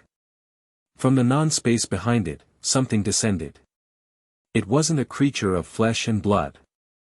It was a being of perfect, terrifying geometry. It was a crystalline entity, roughly humanoid in shape but composed of interlocking, semi-translucent facets that refracted the fading light in chilling, sterile patterns. It had no face, no eyes, no mouth. It simply was. A herald of the Argent, a physical manifestation of cold, hard purpose. It floated down, its movement silent and impossibly smooth, and came to a stop about 100 feet away, hovering over the pasture. It didn't look at them. It didn't seem to perceive them as individuals at all. Its presence alone was an assault. The grass around it began to frost over, the life energy being leached away. The cheerful flowers in Delia's garden drooped, their colors fading to gray. But the worst part was the psychic projection. It wasn't a voice, or even a thought. It was a single, crushing, absolute command that slammed into their minds, devoid of anger or malice. It was as impersonal and as final as a mathematical equation. Cease. The command was an anti-emotion bomb. It was designed to extinguish will, to snuff out fighting spirit, to enforce absolute compliance through the sheer weight of its logic. Ash felt his own resolve waver, a cold wave of despair washing over him. What was the point of fighting? This being was an inevitability. Order must be restored. Then he felt Ilaria's hand squeeze his. He looked at her. Her face was pale, her body trembling, but her eyes blazed with a defiant, crimson fire. She was pushing back, not just with her own will, but with her love for him, a force of radical, illogical emotion that the herald could not comprehend. Her defiance was a shield, and he anchored himself to it, his own aura flaring to life in a protective, cobalt shell around them. Pikachu. Ash's voice was a sharp crack in the unnatural silence. Get ready. The herald registered their resistance. An arm, formed of shifting crystal facets, raised. It pointed at Ilaria. The command intensified, focused now entirely on her. The anomaly will be unmade. I don't think so. Ash roared. Pikachu, Thunderbolt. Pikachu didn't hesitate. He leaped into the air, a living conduit of defiance, and unleashed a massive bolt of lightning. The attack, powerful enough to fell a Tyranitar, screamed across the field and slammed into the herald. The result was unnerving. The herald didn't explode or recoil. The lightning struck its crystalline form and was absorbed. The facets glowed with a brilliant yellow light for a moment, then faded back to their sterile translucence. The herald hadn't been harmed. It had been analyzed. It turned its attention to Pikachu. A beam of pure, white light shot from its featureless head. It wasn't an energy attack. It was a null field. Pikachu, dodge it. Ash yelled. Pikachu twisted in mid-air, but the beam was impossibly fast. It clipped his shoulder. He cried out, not in pain, but in confusion. The spot where the beam had touched him, he felt nothing. The fierce, crackling energy that was a part of his very being had vanished from that spot. It was just, numb. Empty. He landed hard, shaking his head, trying to coax a spark from his cheek pouches. Nothing happened on the side that had been hit. Ash felt a cold knot of fury and fear tighten in his stomach. This thing didn't just attack, it erased. Ilaria, get back to the house. Warn my mom, get Professor Oak, he commanded. No, she cried, her voice ringing with a strength he'd never heard from her. My wish caused this. I will not hide from it. We fight. Together. He saw the unshakable resolve in her eyes and knew arguing was pointless. She was right. The herald, having processed Pikachu's attack, responded. It mimicked the thunderbolt, but its version was a sterile, white-blue bolt of pure, ordered energy. It moved with perfect, geometric precision, aimed not at Ash, but at the ground in front of him. The bolt struck, and the earth didn't explode. It simply ceased to exist. A perfect, 5-foot circle of ground, grass, dirt, and rock, was gone, leaving a hole that seemed to lead into nothingness. Ash stared at the perfect, clean edge of the hole. This was a power on a completely different level. They couldn't fight it with raw force. Its mind, Ash thought, pushing the idea to Ilaria through their bond, it's all logic, all order. It analyzes, it counters. It's like fighting a supercomputer. It feels no pain, she sent back, her mind racing alongside his. It feels nothing. But its power, it is not infinite. It is drawing it from somewhere. She was right. The air was growing colder, the life force of the land still being drawn toward the herald. It was using the world's own energy, purifying it, and turning it back against them. We can't let it just sit there, Ash said, his strategic mind kicking into gear. We have to overwhelm it. Keep it off balance. He pulled 2 pokeballs from his belt. Infernape. Sceptile. Let's go. In flashes of red light, 2 of his fastest, most ferocious fighters appeared, roaring their challenge. Infernape, Flare Blitz. Sceptile, Leaf Blade. Don't let it think. The 2 Pokémon became blurs of motion. Infernape, a literal fireball, shot across the field. Sceptile moved like a phantom, a green streak aiming for the herald's crystalline joints. The herald reacted with impossible speed. It generated a localized temporal distortion field. Infernape's charge slowed to a crawl, the flames around him sputtering as if moving through molasses. Sceptile, suddenly finding himself moving at normal speed while the herald seemed to be moving 10 times faster, was met with a flick of a crystalline finger that sent him flying backward. This wasn't a battle. It was a lesson in futility. But Ash Ketchum had never accepted futility. Ilaria, its attacks are based on logic, on physics. Your power isn't, he projected, a desperate plan forming. It's psychic. It's based on will. Can you disrupt it? Not attack it, just mess with it. He felt her understanding, her immediate assent. She closed her eyes, her hands clasped in front of her. She wasn't the Alpha Gardevoir anymore, she couldn't shatter mountains with a thought. But she was still Ilaria. Her mind, now tempered with human emotion, was a unique weapon. She didn't lash out. She projected a wave of pure, unadulterated, chaotic emotion. Not anger or fear, but joy. The memory of laughing with Ash in the kitchen. The wonder of the sunset. The fierce, illogical, all-consuming love she felt for him. It was anathema to the herald's very existence. The crystalline being actually recoiled. Its form flickered, the perfect facets momentarily losing their cohesion. The temporal field around Infernape collapsed, and he completed his charge, slamming into the herald with the force of a meteor. There was a screech, not of pain, but of static, of corrupted data. The herald was thrown backward, a visible crack appearing on its torso. It worked. Emotion was its poison. Yes. Ash roared. Pikachu, use your good side. Volt tackle. Pikachu, understanding instantly, poured all his remaining power into a single, desperate charge, his body wreathed in golden lightning.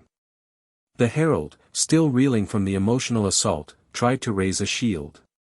But its movements were clumsy, its logic disrupted. It was like a computer trying to divide by zero. Pikachu slammed into the crack Infernape had made.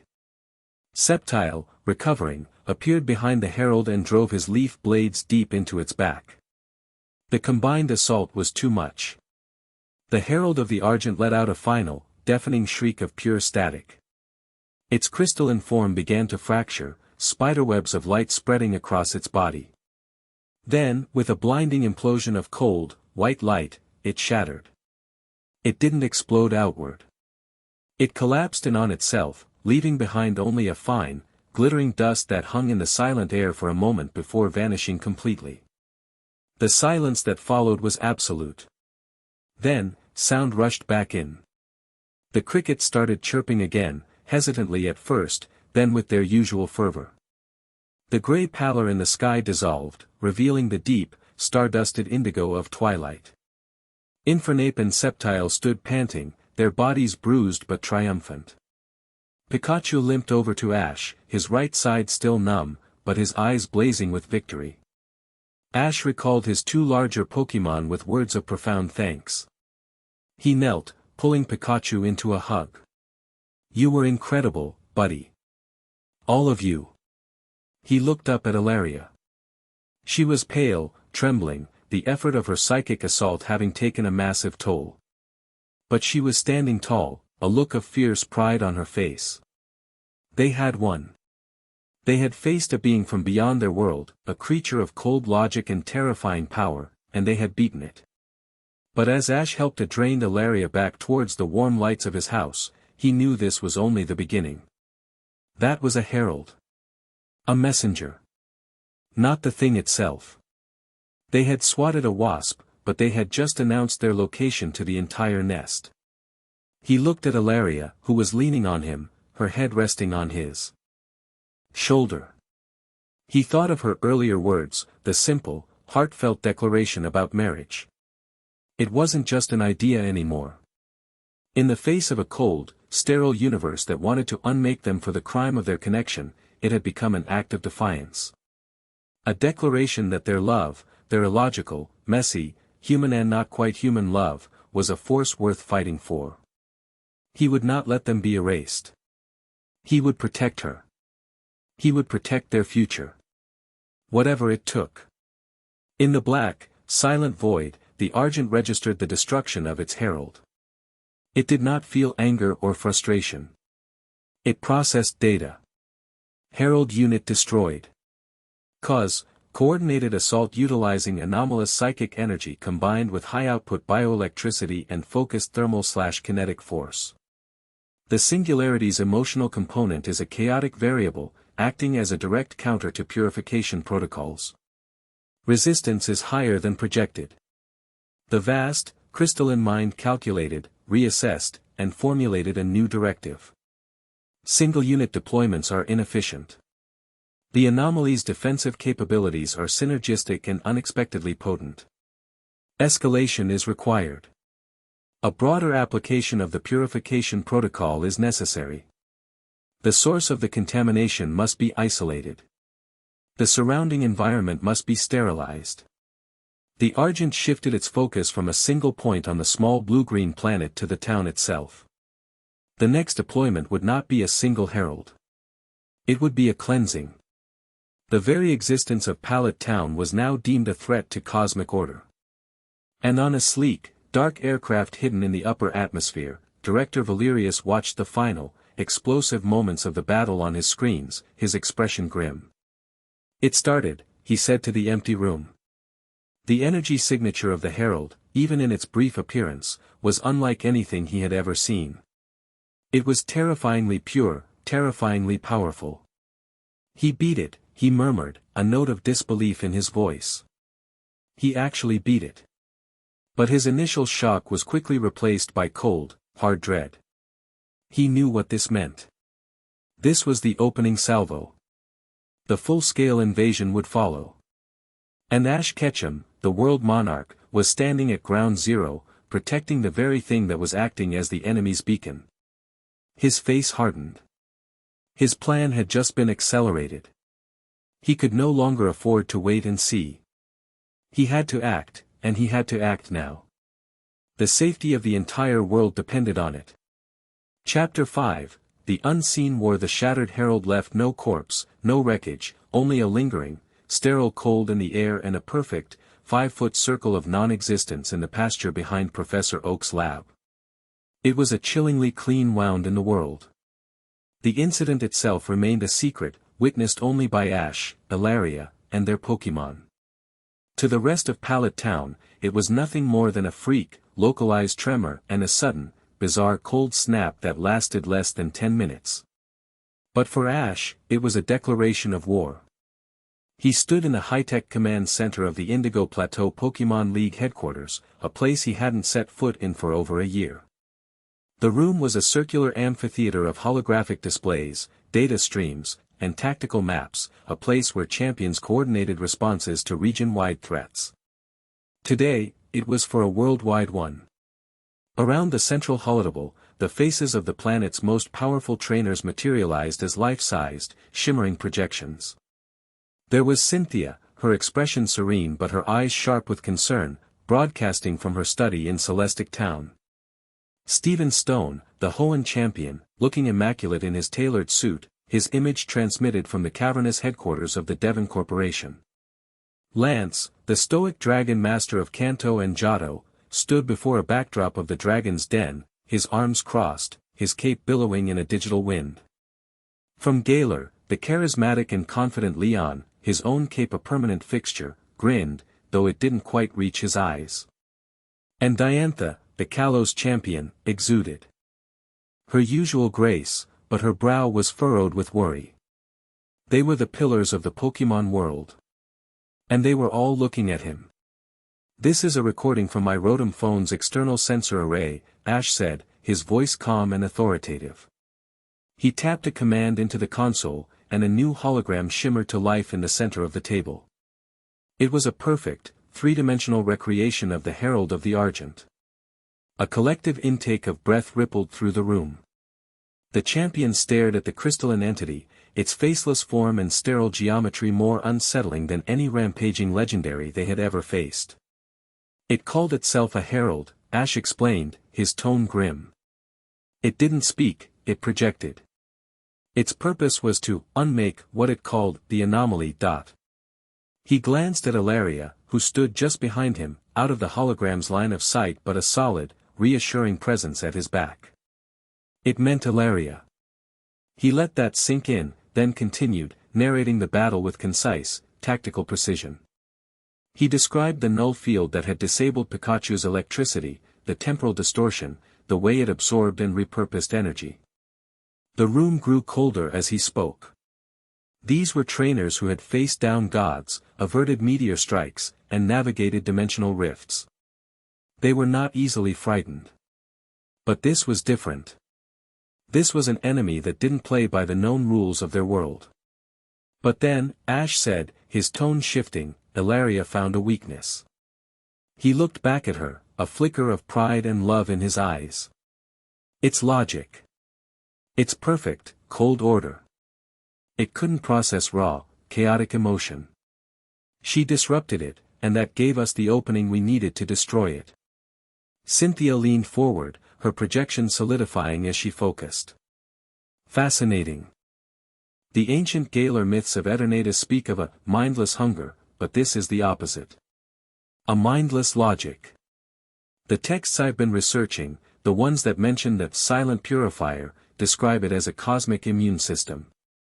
It doesn't see good or evil, only order and aberration. And your bond with Ilaria, she said, her gaze softening as she looked past Ash to where Ilaria stood, and her transformation, it has registered as a sickness. A beautiful, unprecedented sickness that it now feels compelled to cure. So it's coming back, Lance stated, his voice a low rumble. This was just a scout. Worse, Ash countered. He brought up a new image, the circle of nothingness in the field. This is what its attack did. It doesn't destroy. It erases. We can't just defend against this thing. We have to assume its goal is total sterilization of the target area. And right now, the target is Pallet Town. A heavy silence fell over the room. The strategic implications were staggering. We can't move everyone out, Leon said, running a hand through his purple hair. Panic would be global. But we can't leave your hometown undefended. We need a global defense strategy, Stephen added, his mind already processing variables. We need to know its capabilities, its limits. Can it manifest anywhere, or only at points of high energy? Does it have a central consciousness we can target? Your battle, Ash, is the only data we have. The meeting shifted into a high-level strategy session. They became what they were, the world's greatest generals. They debated deploying psychics to form a global mental early warning network. Stephen offered the Devon Corporation's resources to analyze the energy signature of the Herald and develop potential shielding. Leon proposed staging his and Ash's top Pokémon at key strategic locations around the world, ready for a rapid deployment. Ash found himself at the center of it all, no longer just a participant but the axis upon which the entire plan turned. He fielded questions, provided tactical insights from his battle, and made decisive calls. His mind was sharp, focused, moving a dozen steps ahead. He was the monarch, in his element, orchestrating the defense of his world. But his world was also in a small house in Pallet Town. Through his bond with Ilaria, even miles away, he could feel her. She was sitting in his kitchen with his mother, learning to knit. He could feel her quiet concentration, the slight frustration when she dropped a stitch, the warmth of his mother's gentle guidance. He could feel her sense of peace, her feeling of belonging. The contrast between the cold, sterile threat on the holographic maps and the warm, simple reality of that kitchen was a physical ache in his chest. He was torn. His duty was here, planning the war. But his heart, his everything, was there, at ground zero. We could try to create a resonance cage, Stephen was saying, a device that could theoretically sever a being from the energy source it's drawing from. But the technology is purely theoretical. It would require a power source of immense. An urgent, piercing alarm suddenly blared through the command center. A flashing red icon appeared on the main map, right over Pallet Town. What is that? Lance demanded, instantly on alert. Intrusion alarm, a technician yelled from a lower tier. Unidentified energy signatures detected at the perimeter of Professor Oak's lab. High-tech. Not Pokemon. Ash's blood ran cold. Valerius. The timing was perfect.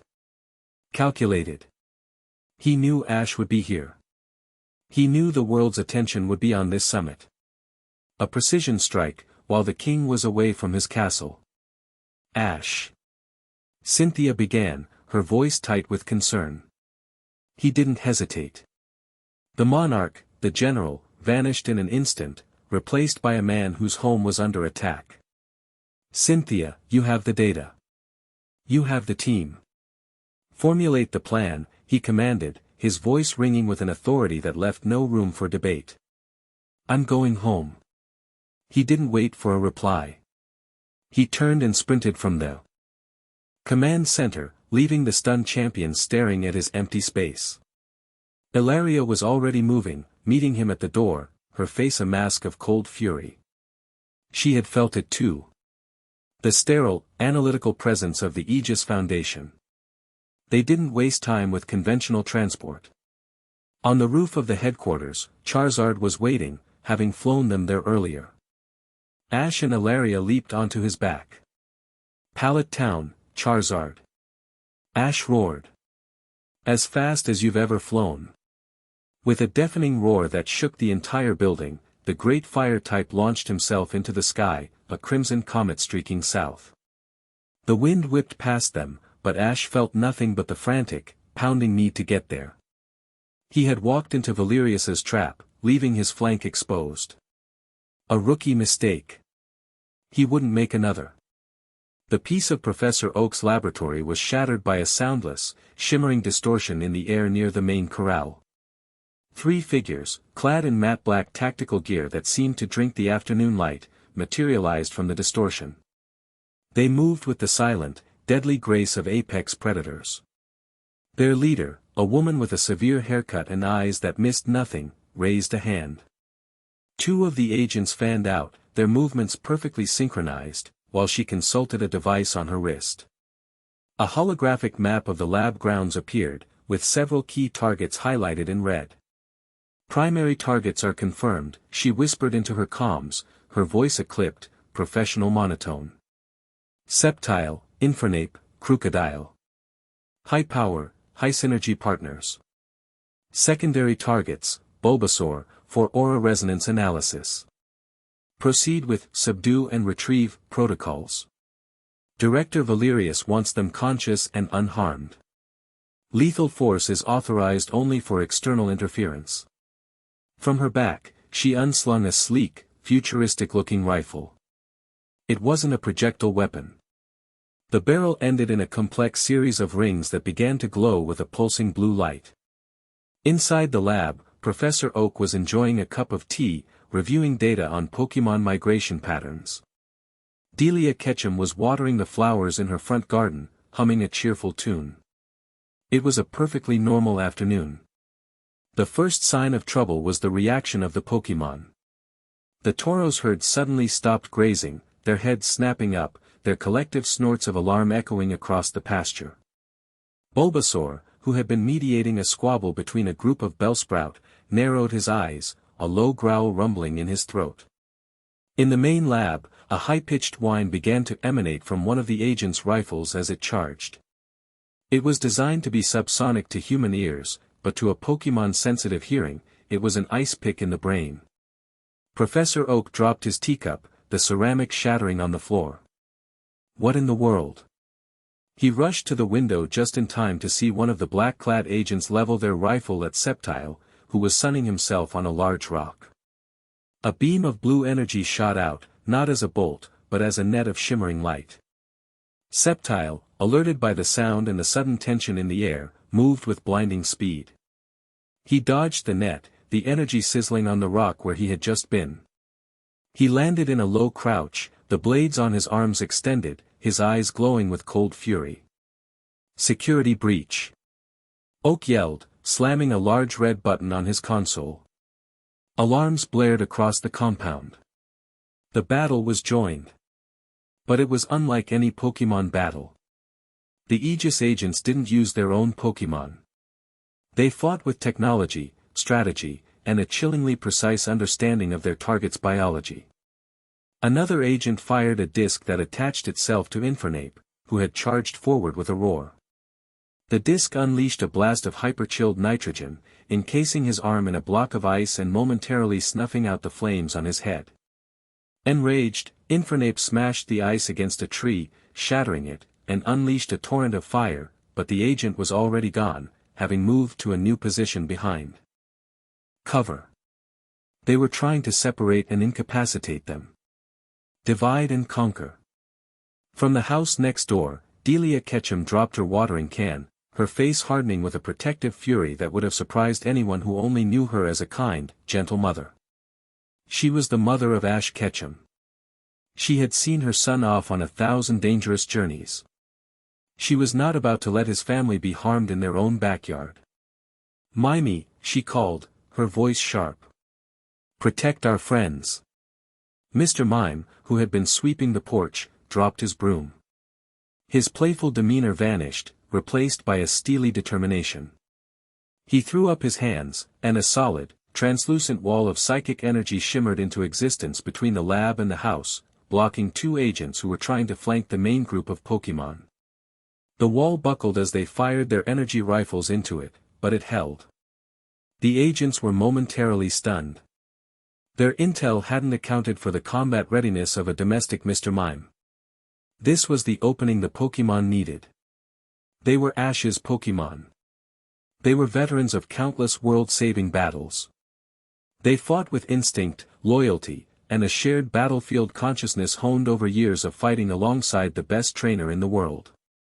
Bulbasaur, the unofficial leader of the pasture, fired a volley of razor leaves, not at the agents, but at the ground in front of them, kicking up a massive cloud of dirt and debris. Under the cover of the dust cloud, Crocodile, with a roar, burrowed underground, his powerful claws tearing through the earth. The lead agent scanned the ground with her wrist device. Subterranean movement. He's coming up under Agent Kale.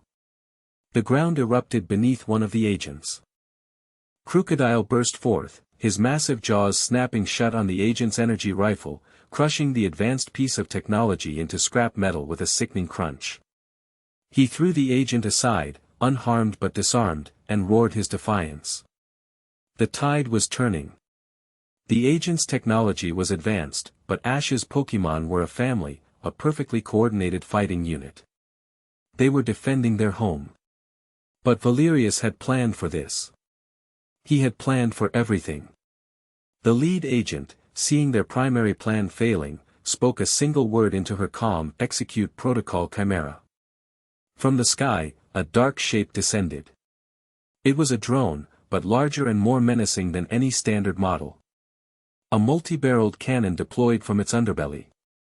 It wasn't aimed at the Pokémon.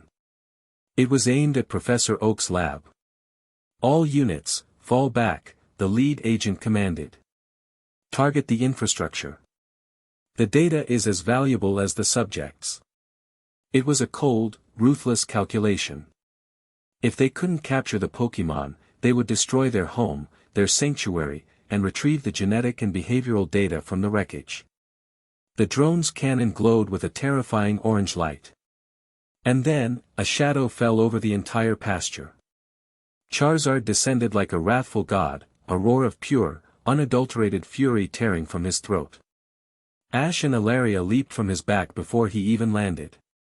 Ash's feet hit the ground, and he didn't stop moving. He was a blur of motion, his face a mask of cold rage. He saw the drone targeting the lab, saw his Pokémon fighting a desperate battle. Pikachu, Iron Tail on that drone. Now! Ash roared. Pikachu, still on his shoulder, launched himself like a cannonball, his tail glowing with a metallic sheen. He rocketed through the air and slammed into the drone's cannon just as it was about to fire. The drone spiraled out of control, crashing into the far side of the pasture in a fiery explosion. Ilaria landed beside him, but her focus was elsewhere. Her crimson eyes glowed, and she threw out a hand.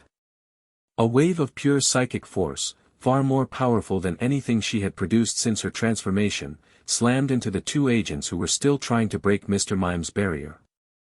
They were thrown backward, their energy rifles flying from their hands, and they landed in a heap, unconscious. Ash was already moving on the lead agent. She turned, raising a high-tech pistol, but she was too slow. Ash closed the distance in a heartbeat. He didn't use aura, he didn't need to. He moved with the practiced, lethal efficiency of a lifetime of battles. He slapped the weapon from her hand, spun her around, and slammed her against a tree, his forearm pressed against her throat. "Who sent you?" he growled, his voice a low, dangerous rumble. "Tell me now." The agent just glared at him with pure, fanatical defiance. "The Foundation will not fail. You are delaying the inevitable." A cold fury unlike anything he had ever felt surged through him. He was about to demand an answer again when he felt a gentle touch on his arm. It was Ilaria.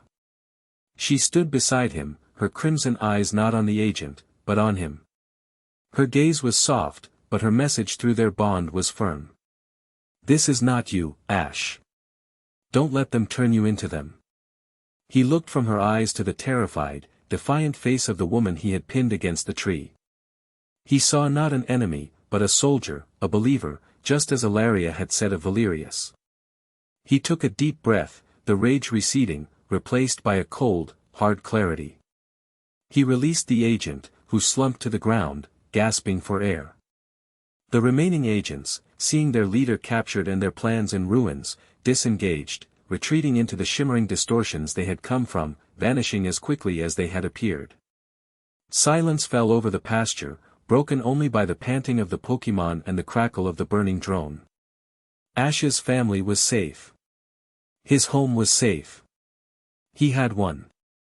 But it felt like a hollow victory. Valerius had crossed a line. He had brought the war here, to his family. He turned to his mother and Professor Oak, who were rushing out of the lab. He saw the fear and relief on their faces. He looked at his Pokémon, all of them bruised and battered but standing tall, a loyal army around him. He looked at Ilaria, her hand still on his arm, her presence the anchor in his storm. This was his world. This small patch of land, these people, this family. The global strategy, the war rooms, the champions, they were important. But this was the reason he fought. He pulled a small, simple object from his pocket. It was a ring he had carved himself in the quiet evenings of the past week, whittled from a piece of silver-barked wood from Ilaria's glade. It wasn't perfect. It was a little uneven, marked by the unpracticed hands that had made it. But it was real. In the aftermath of the battle, surrounded by the smoking wreckage of the drone and the family he had almost lost, he turned to Ilaria. The fear, the anger, the weight of the world, it all melted away, leaving only a single, shining point of certainty. He got down on one knee. "Ilaria," he said, his voice quiet but clear, for her alone. "I know the world is falling apart. I know there are monsters in the sky and enemies in the shadows. But the only thing I'm sure of is you. I don't want to wait anymore. I don't want to wait for peace, or for the war to be over." He held up the simple, wooden ring. "I want to marry you. Now. As soon as we can. As an act of defiance. As a promise that no matter what comes, we face it together. As husband and wife." Tears welled in Ilaria's crimson eyes, overflowing and tracing paths down her cheeks. They were the first tears she had ever cried. She didn't know what to do with them. She looked at the man kneeling before her, the world monarch on one knee in the dirt, offering her not a crown or a kingdom, but a simple wooden ring and a promise of forever in the middle of a war. "Yes," she whispered, her voice thick with an emotion so powerful it was a physical force. "Yes, Ash. Yes." He slipped the ring onto her finger. It fit perfectly. In that moment, the coming war, the Argent, the Aegis Foundation, it all seemed very, very small. Chapter 6, Oaths and Embers. The wedding was an act of beautiful, stubborn defiance. It wasn't held in a grand cathedral or a celebratory hall. There were no press, no dignitaries, no champions. The guest list was small, exclusive, and fiercely loyal. The venue was the garden behind the Ketchum house, a place of comforting, chaotic bloom that Delia had tended for over 20 years. The sun was warm, the sky a brilliant, cloudless blue, as if the universe itself had decided to grant them a few hours of perfect peace. Brock stood beside Ash, his old friend looking sharp in a simple suit, his expression a mixture of paternal pride and genuine happiness. He was to be the officiant, having surprisingly acquired a license online with the same earnest efficiency he applied to everything from cooking to Pokémon care. Misty was there, her fiery red hair tied back, her usual tough demeanor softened by a genuine, watery smile. She held a small bouquet, her self-appointed role as Ilaria's maid of honor taken with the utmost seriousness. Delia Ketchum sat in the front row, dabbing at her eyes with a handkerchief, her heart fit to burst. Beside her, Professor Oak beamed, looking more like a proud grandfather than a world-renowned scientist. And then there were the Pokémon. They formed a silent, solemn congregation. Bulbasaur, Sceptile, Infernape, Crocodile, the veterans of the Aegis raid, stood like stoic sentinels. Snorlax had actually woken up for the occasion, sitting propped against a tree, a rare, gentle smile on his face. The Tauros herd watched from the pasture fence, their usual rambunctiousness replaced by a respectful quiet. Ash stood waiting, his heart pounding a rhythm that was equal parts nervous and joyful. He wore a simple black suit, feeling slightly awkward without his usual traveler's gear. He kept flexing his hands, the weight of the moment, of the vow he was about to make, settling upon him.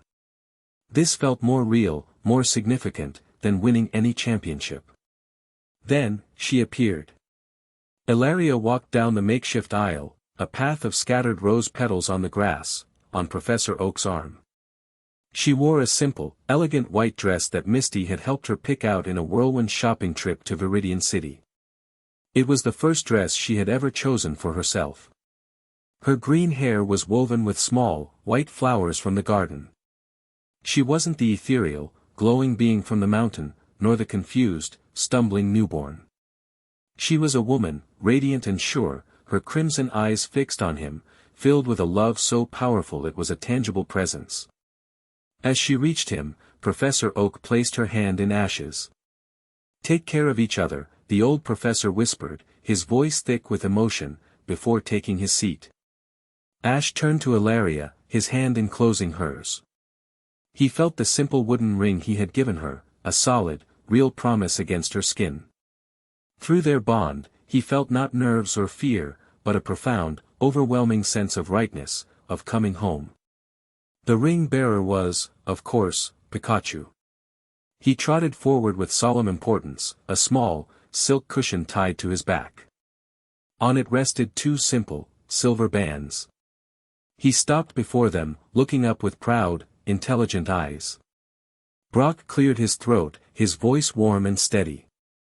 "Friends, family, Pokémon," he began, his gaze sweeping over the small gathering. "We are here today not just to witness a union, but to celebrate a miracle. To celebrate a love so strong it defied the very laws of nature and chose its own path." He spoke of their journey, of courage, of partnership. But Ash barely heard the words. His entire world had narrowed to the woman standing before him. He saw the slight, happy tremor in her hand, the way the sun caught the green of her hair, the universe of trust and love in her crimson eyes. "Ash," Brock said, his voice bringing him back. "Do you take Ilaria to be your partner, your friend, your wife? Do you promise to stand by her, to learn with her, to protect her and to cherish her, through all the adventures and challenges life may bring?" "I do," Ash said, his voice clear and unwavering, the 2 words holding the weight of 1,000 battles and 1,000,000 miles of travel. He took one of the silver bands from Pikachu's cushion, his hand steady as he slipped it onto her finger, next to the wooden one. "Ilaria," Brock said, turning to her. "Do you take Ash, to be your partner, your friend, your husband? Do you promise to stand by him, to guide him, to protect his heart and to share in his life, today and for all the days to come?" "I do," Ilaria said, her own voice a soft, melodic vow that seemed to make the very flowers in the garden lean in to listen. She took the other ring and, with a grace that was all her own, slid it onto his finger. It felt cool, solid, a perfect circle of forever. "Then, by the power vested in me by the Kanto region and a surprisingly straightforward online certification course," Brock said with a wide grin, "I now pronounce you husband and wife. Ash, you may kiss your bride." Ash didn't need to be told twice. He drew her in, and their lips met. The kiss was not hesitant or gentle this time. It was a joyous, triumphant confirmation, a seal on their vow. The small crowd erupted in cheers. Pikachu leaped into the air, letting out a shower of happy, harmless sparks. In that moment of pure, unadulterated joy, the world shuddered. It wasn't a tremor in the ground. It was a vibration in the very fabric of existence, a deep, discordant hum that vibrated in their bones and teeth. The brilliant blue sky flickered, like a faulty monitor, showing glimpses of a cold, starless void behind it. The cheering died instantly. Every Pokémon tensed, growling low in their chests. "Ash," Ilaria whispered, her hand tightening on his, her eyes wide with alarm. "It's not a herald." He felt it too. The crushing, sterile presence from the hill, magnified 1,000 times. This wasn't a messenger. This was the source. This was the Argent. High above Pallet Town, the sky began to crack. Not like glass, but like drying clay, fissures of black nothingness spreading across the blue. The sun dimmed, its light filtered through a miasma of cold, logical fury. The Argent wasn't just descending upon them, it was tearing a hole in their reality to manifest itself. Its objective was no longer just Ilaria. It was the singularity they had created with their vows, a fusion of love, aura, and psychic power so potent it had registered as a declaration of war. Its new directive was clear: sterilize the source. Erase the contamination. But the Argent wasn't the only one who had been waiting for this moment. On the horizon, in every direction, a new sound arose. A high-pitched, mechanical whine. From behind the hills, from the direction of the coast, sleek, black aircraft rose into the air. They were the Aegis Foundation fleet. On the ground, armored vehicles and troops in the same matte black gear as before were forming a perimeter, their movements precise and terrifyingly efficient. They weren't surrounding Ash's house. They were surrounding the entire town. A voice, amplified and chillingly calm, echoed from the lead aircraft. It was Valerius. "Monarch Ketchum. You were warned. Your sentimentality has brought this doom upon us. We are enacting the Aegis Protocol. A full-scale null-energy field will now be deployed to sever your bond with the anomaly. The collateral damage to the town is a necessary, and regrettable, consequence of your actions." Massive cannons, glowing with a menacing blue light, deployed from the aircraft and the ground vehicles. Their target wasn't the cracking sky. It was the garden. It was Ash and Ilaria. Chaos erupted. It was a three-way war. "Brock. Misty.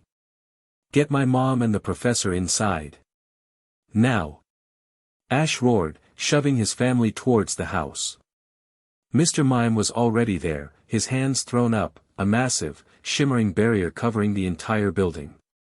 Above them, the cracks in the sky widened, and from them, dozens of crystalline heralds began to pour through, silent, geometric angels of death.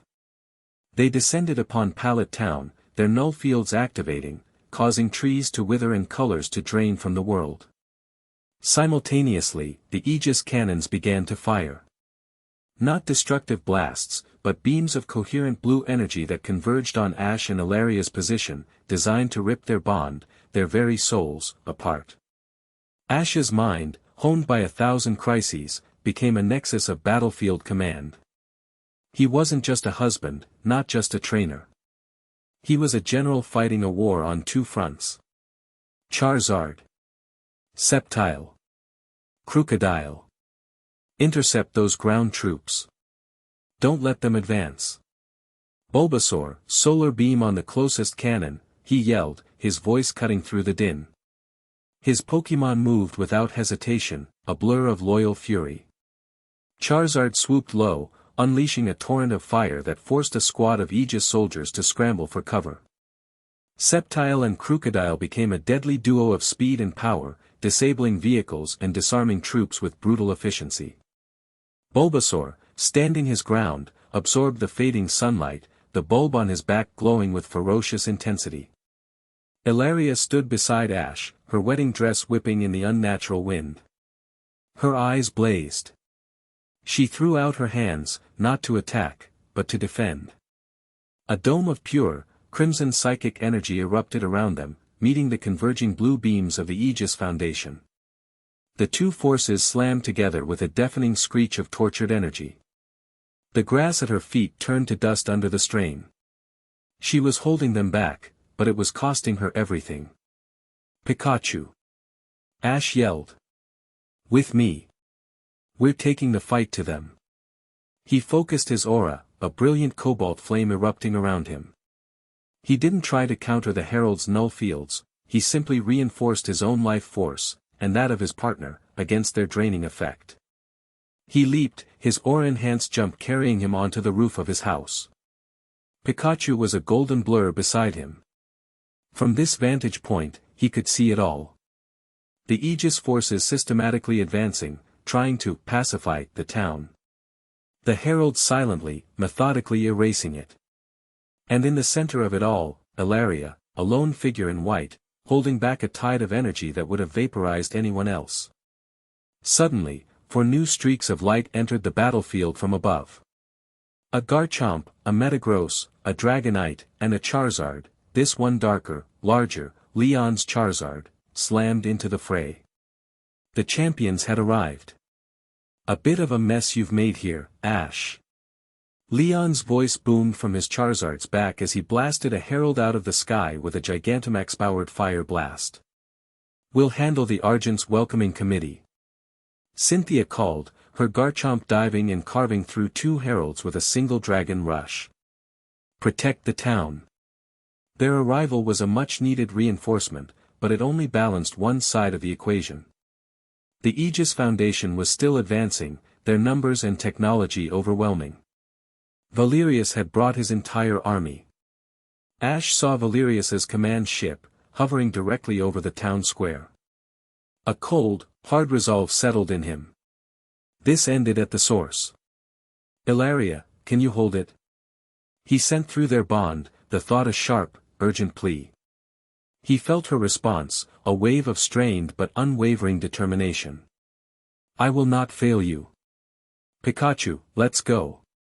Ash ran, his feet barely touching the shingles of the roof. He leaped from his house to the one next door, a dizzying feat of aura-powered parkour. Pikachu matched him, a golden streak of lightning.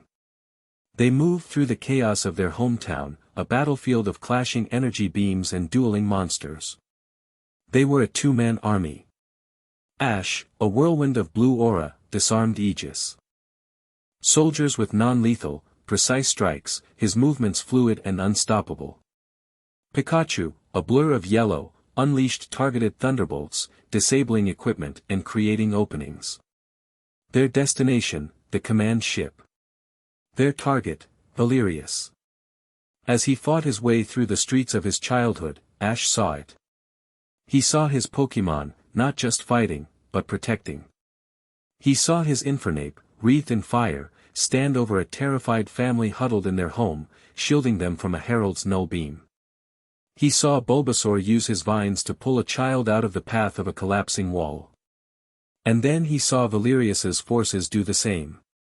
He witnessed an Aegis agent, one of the black-clad soldiers, shove a civilian out of the way of a falling piece of a herald shattered by Lance's Dragonite, the agent taking the hit from the debris himself. He saw Valerius on the bridge of his ship, his face pale, watching not Ash, but the sky. He was watching the Argent's true power, the utter, cold disregard for all life, human and Pokémon alike. He was seeing the monster he had been so afraid of, and realizing that his own methods, his own necessary collateral damage, were just a smaller, cruder reflection of the same cold logic. The first, terrible seeds of doubt were being planted in the director's mind. He had thought he was fighting a fire. He was beginning to realize he had just been using a different brand of gasoline. Ash reached the town square. The command ship hovered 100 feet above. He had no way up. "Need a lift, mate?" A Corviknight, gleaming like polished jet, swooped down. On its back was Raihan, Galar's dragon-type gym leader, grinning fiercely. "Leon said you might be heading for the big boss." Ash didn't waste a second. He and Pikachu leaped onto the Corviknight's back. "Get me on that bridge." They soared into the air, dodging energy blasts from both sides. Ash looked down and saw Ilaria. The crimson dome around her was flickering, her strength fading. She was on her knees, her white dress stained with dirt and sweat, but she was still holding. Her gaze met his from across the battlefield, a silent promise passing between them. "Hurry." The Corviknight slammed into the command ship's viewport. The armored glass cracked, then shattered. Ash, Pikachu, and Raihan leaped through into the heart of the Aegis operation. The bridge was chaos. Alarms blared. But in the center of it all, Valerius stood, perfectly still, his back to them, staring at the main screen which showed Ilaria, on her knees, her shield failing. "Valerius!" Ash yelled, his voice raw. The director turned, his face not one of anger, but of dawning, horrified revelation. "I was wrong," he whispered, his voice barely audible over the alarms. "It's not her. It's not your bond. It's the purity of it. The power. It's not a sickness. It's a new kind of life. And the Argent, it can't tolerate it." He looked at Ash, his eyes full of a terrible, newfound clarity. "It wants to erase anything it can't control." Before Ash could respond, a new, massive fissure tore open the sky, and from it, a presence emerged that dwarfed the heralds. It was a piece of the Argent itself, a mountain-sized island of shifting crystal and cold light. Its psychic command washed over the entire planet. "Enough. The aberration and its nest will be purged." The battle had just entered its final, most desperate stage. Chapter 7, The Fractured Crown. The arrival of the Argent's core fragment was not an explosion. It was a smothering, an extinguishing of reality. The sky above Pallet Town was no longer sky, it was a window into a void, dominated by the mountain of shifting, crystalline logic. The air itself grew thin, leached of warmth and life. The joyful, defiant blue of their wedding day was a distant memory, replaced by a chilling, oppressive twilight cast by the Argent's cold, internal light. On the bridge of the Aegis command ship, the alarms shrieked, their panicked electronic cries a stark contrast to the crushing silence of the entity outside. Every screen flashed red, displaying warnings that the engineers who designed them had likely never anticipated seeing. Extinction-level existential threat detected. Localized reality degradation exceeding 1000%. External energy source unreadable. Ash stood amidst the chaos, the shattered viewport at his back, his gaze locked on Valerius. The director's confession, "I was wrong," hung in the air, more shocking than any explosion. The man of absolute, cold certainty had been broken. But there was no time for absolution. The Argent's projection, the aberration and its nest will be purged, was not a threat. It was a process beginning. The fragment pulsed once, a slow, silent heartbeat of pure, anti-life energy. On the ground, the effect was immediate and horrific. The remaining heralds stopped fighting. They turned, faced the center of the town, and dissolved into motes of crystalline dust. The dust did not dissipate. It spread, flowing over the ground like a glittering fog. Everywhere it touched, life was unmade. A centuries-old oak tree in the town square didn't burn or fall, it simply faded, its color draining away until it was a translucent gray ghost, then it vanished completely, not even a stump remaining. Houses, fences, the very pavement of the streets, all began to dissolve under the creeping, sterile tide. The battle had become a frantic evacuation. The champions, their rivalries and statuses forgotten, were now rescue workers. Lance's Dragonite was airlifting families from rooftops. Cynthia's Garchomp was creating earthen walls to slow the tide of erasure. Leon's Charizard was using controlled bursts of flame to create firebreaks, though the crystalline fog seemed to simply consume the heat. From the command ship, Ash had a god's eye view of the destruction of his world. And at its heart, a single point of defiant, crimson light still shone. Ilaria. Her protective dome had shattered when the Argent fragment appeared, the focused Aegis beam ceasing as Valerius's forces redirected their attention to the apocalyptic threat. But she hadn't stopped. Now, her power was a pulsing, outward wave, not a shield. She was pouring her life force, her very being, into the ground, fighting the Argent's erasure with a desperate creation. Where the crystalline fog touched the edge of her crimson aura, the erasure slowed, the grass fighting to exist for a few precious seconds longer before succumbing. She was on one knee, her head bowed, her white wedding dress now torn and grayed at the hem where the Argent's influence had touched it. She was a flickering candle in a hurricane, but she had not gone out. The sight of her, so fierce and so fragile, forged a new, cold purpose in Ash's soul. Valerius. Ash's voice cut through the bridge's chaos like a physical blow. He strode forward, Raihan and Pikachu flanking him like grim-faced guards. You wanted to save the world from me. Now's your chance. Save my town from that. Valerius snapped out of his horrified trance. The director, the commander, resurfaced. All Aegis forces, cease offensive maneuvers, he barked into the comms, his voice regaining its steel. Redirect all energy to containment shields. I want a perimeter around the town, energy walls at maximum. We are no longer containing an anomaly, we are defending against an invasion. His crew, disciplined and loyal, moved with frantic efficiency. The blue energy cannons that had been aimed at Ash and Ilaria now swiveled, firing their beams to form a crackling, semi-translucent wall around the outskirts of Pallet Town, a desperate attempt to hold back the encroaching tide of nothingness.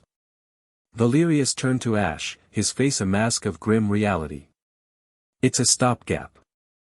My projections give our barriers 12 minutes, maybe 15, before they're eroded.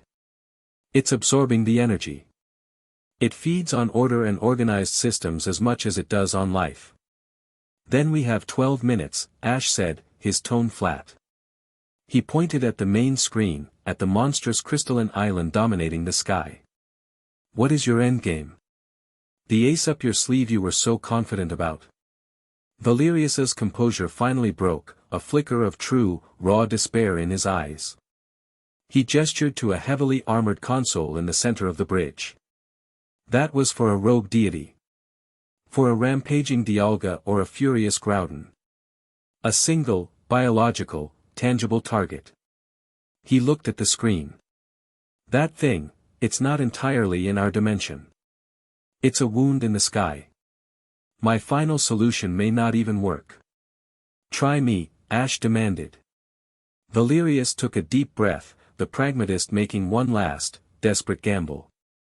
He strode to the console and placed his hand on a biometric scanner. With a hiss of hydraulics, the console opened, revealing not a button or a lever, but a weapon that looked more like a piece of abstract art. It was a gyroscope of 3 interlocking rings, spinning silently around a core of pure, pulsing blackness, a void that seemed to suck the very light out of the room.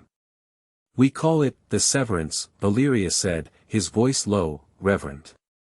It's not a conventional weapon. It doesn't fire a projectile. It fires a targeted, localized paradox. It is designed to identify a target's unique quantum signature and sever its connection to the fabric of spacetime. He looked at Ash, his expression bleak. Simply put, it makes it so the target never existed. It erases it from the timeline, past, present, and future. Raihan let out a low whistle. You built a time-traveling delete button. It's a one-shot weapon, Valerius continued, ignoring him. The paradox it creates is unstable. Firing it could cause a chain reaction. It might just erase the target. It might erase this entire solar system. We have never tested it. It was a weapon of last resort, a break glass in case of God's wrath scenario. And we were going to use it on your wife. The last words were a quiet, heavy confession. Ash stared at the spinning blackness. The sheer, horrifying hubris of it was staggering. But it was all they had. Can you target that thing with it? Its signature is chaotic. Diffuse, Valerius said, his fingers flying over a holographic keyboard. It's like trying to shoot a ghost in a hurricane. But there's a focal point. A nexus where its energy is most concentrated. It appears to be right above your house. His eyes widened. Right above her. It's anchored to her. Of course it was. The Argent was a cosmic antibody, and Ilaria was the antigen it was trying to destroy. The moral calculus of the situation crashed down on Ash. To use the severance, they would have to fire it at the point where the Argent was most focused. The point where Ilaria was. The risk of her being caught in the paradox, of being erased along with the monster, was immense. It was a choice between the certain destruction of his world and the possible destruction of his wife. He felt her through the bond. Her strength was failing. The crimson aura was shrinking. He could feel her pain, her exhaustion, her desperate, silent plea for him to hurry. But beneath it all, he felt her unwavering trust. In him.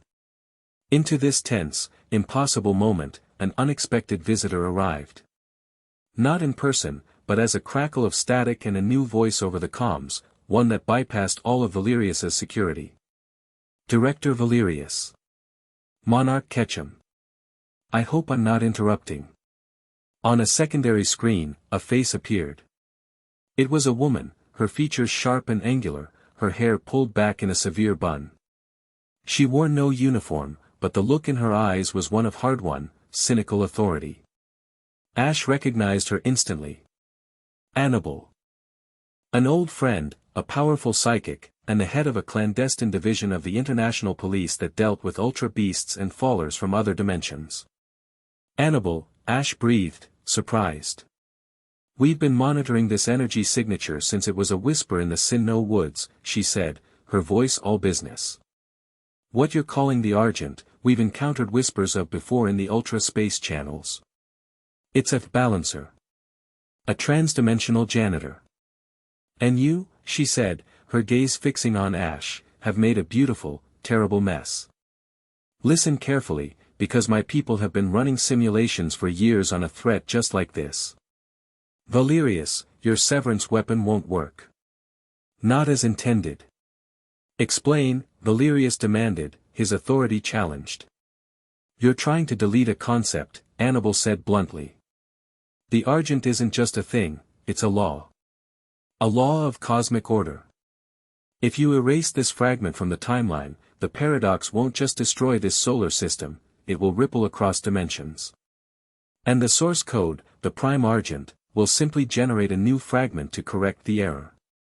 A bigger one. You'll have traded a flood for a tsunami. A chilling silence descended on the bridge. They were fighting an enemy they couldn't possibly defeat. So what do we do? Ash asked, his voice tight. Let it just erase us. No, Annabelle said. You can't delete it. But you might be able to teach it. She turned her gaze to Valerius. Director, your foundation has the most sophisticated psychic resonance scanners on the planet. You built them to hunt anomalies. Can you reverse the polarity? Instead of just listening, can you broadcast a psychic signal through the monarch and his wife? Valerius stared, the sheer audacity of the idea dawning on him. Broadcast, what? Emotion, Annabel stated. The one thing its logic can't process. Not the unfocused wave the girl is using now. A concentrated, conceptual blast. A story. Their story. You will use their bond, the very thing that summoned this monster, as a weapon against it. You will force a logical being to process an illogical concept.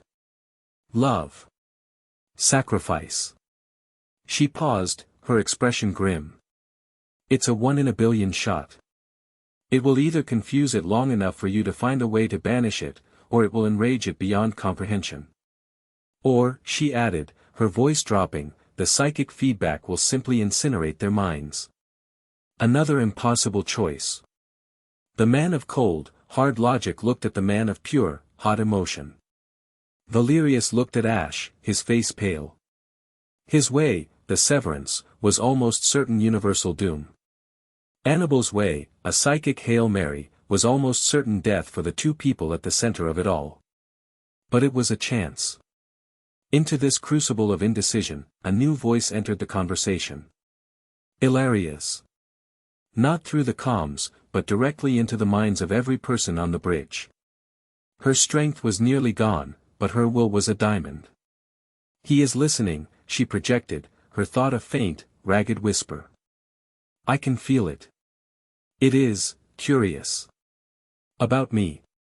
About us. Annabel is right. It can learn. That was it. The final piece of the puzzle. Ash looked at Valerius. He saw a man stripped of his certainty, a man who had built an arsenal to fight gods, only to be told his guns were useless. He saw a man who needed to choose between his pride and his purpose. Ash walked over to Valerius. He didn't shout. He didn't command. He placed a hand on the director's shoulder, a gesture of unexpected partnership. Ilaria, her physical senses fading but her psychic one screaming, put her hand on Valerius's arm, not the real one, but a psychic projection that crossed the battlefield and manifested on the bridge, a ghostly, crimson hand on his sleeve. He flinched, startled. Through that touch, she showed him what she had showed Ash in the glade, her millennia of solitude, her wish, her love, her fear. She didn't just tell him he was wrong, she made him feel why he was wrong. He is afraid, Ilaria projected to Ash, her thought laced with a surprising empathy for the man who had tried to destroy her. Not for himself. For everyone. His intent is true now. Ash looked Valerius in the eye. The director's cold, wintry gaze was shattered, replaced by a desperate, pleading vulnerability. He was no longer a rival. He was a defeated man looking for a new path. I can't beat this thing, Valerius, Ash said, his voice quiet, honest. Not alone. The champions can't beat it. But maybe we can. He nodded towards Annabel on the screen. You heard her. You heard my wife. It's a 1 in a billion shot. He offered his hand. Are you with me? Valerius looked from Ash's outstretched hand to the spinning black void of his own failed ultimate weapon. He had dedicated his life to a single, rigid philosophy, and it had led them all to the brink of annihilation. Now, he was being offered a new one.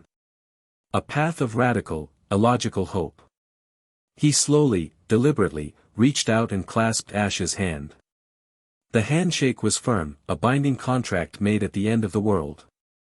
Aegis is at your command, monarch, he said, his voice hoarse. He turned to his crew. You heard him. Reroute all power from the containment grid to the primary psychic resonance amplifier. Target the anomaly's focal point. Use the monarch and his wife as the broadcast antenna. Do it. Now. The alliance was forged. The rival had become the key. As the Aegis crew scrambled to implement the insane, desperate plan, Ash looked out at the creeping erasure of his hometown, at the woman he had married only an hour ago, now preparing to be the epicenter of a psychic explosion that could save the world or shatter her mind. The weight of his crown had never felt heavier. Chapter 8, The Dawn of a New Legend. The Tree of Beginning was not just a geological formation, it was the heart of the world, a colossal, crystalline structure that served as the planet's nervous system. Its roots were the ley lines of planetary life force, and its highest peak, scraping the stratosphere, was a place where the veil between the physical and the spiritual was almost non-existent. It was here, above this focal point of global life energy, that the final battle would be fought. The Argent's core fragment had shifted its attention. Drawn by the immense concentration of life, it had moved from Pallet Town, now a scarred, half-erased ghost of itself, and positioned itself directly over the tree. Its intention was horrifically clear. It wasn't just going to purge the nest, it was going to poison the well. It began to absorb the planet's life force directly, its crystalline form glowing with a brighter, more malevolent light as the world below began to dim. Great swaths of forest turned gray, and rivers ran sluggish, their energy being siphoned away. The final assault was a desperate, coordinated ballet of chaos and courage.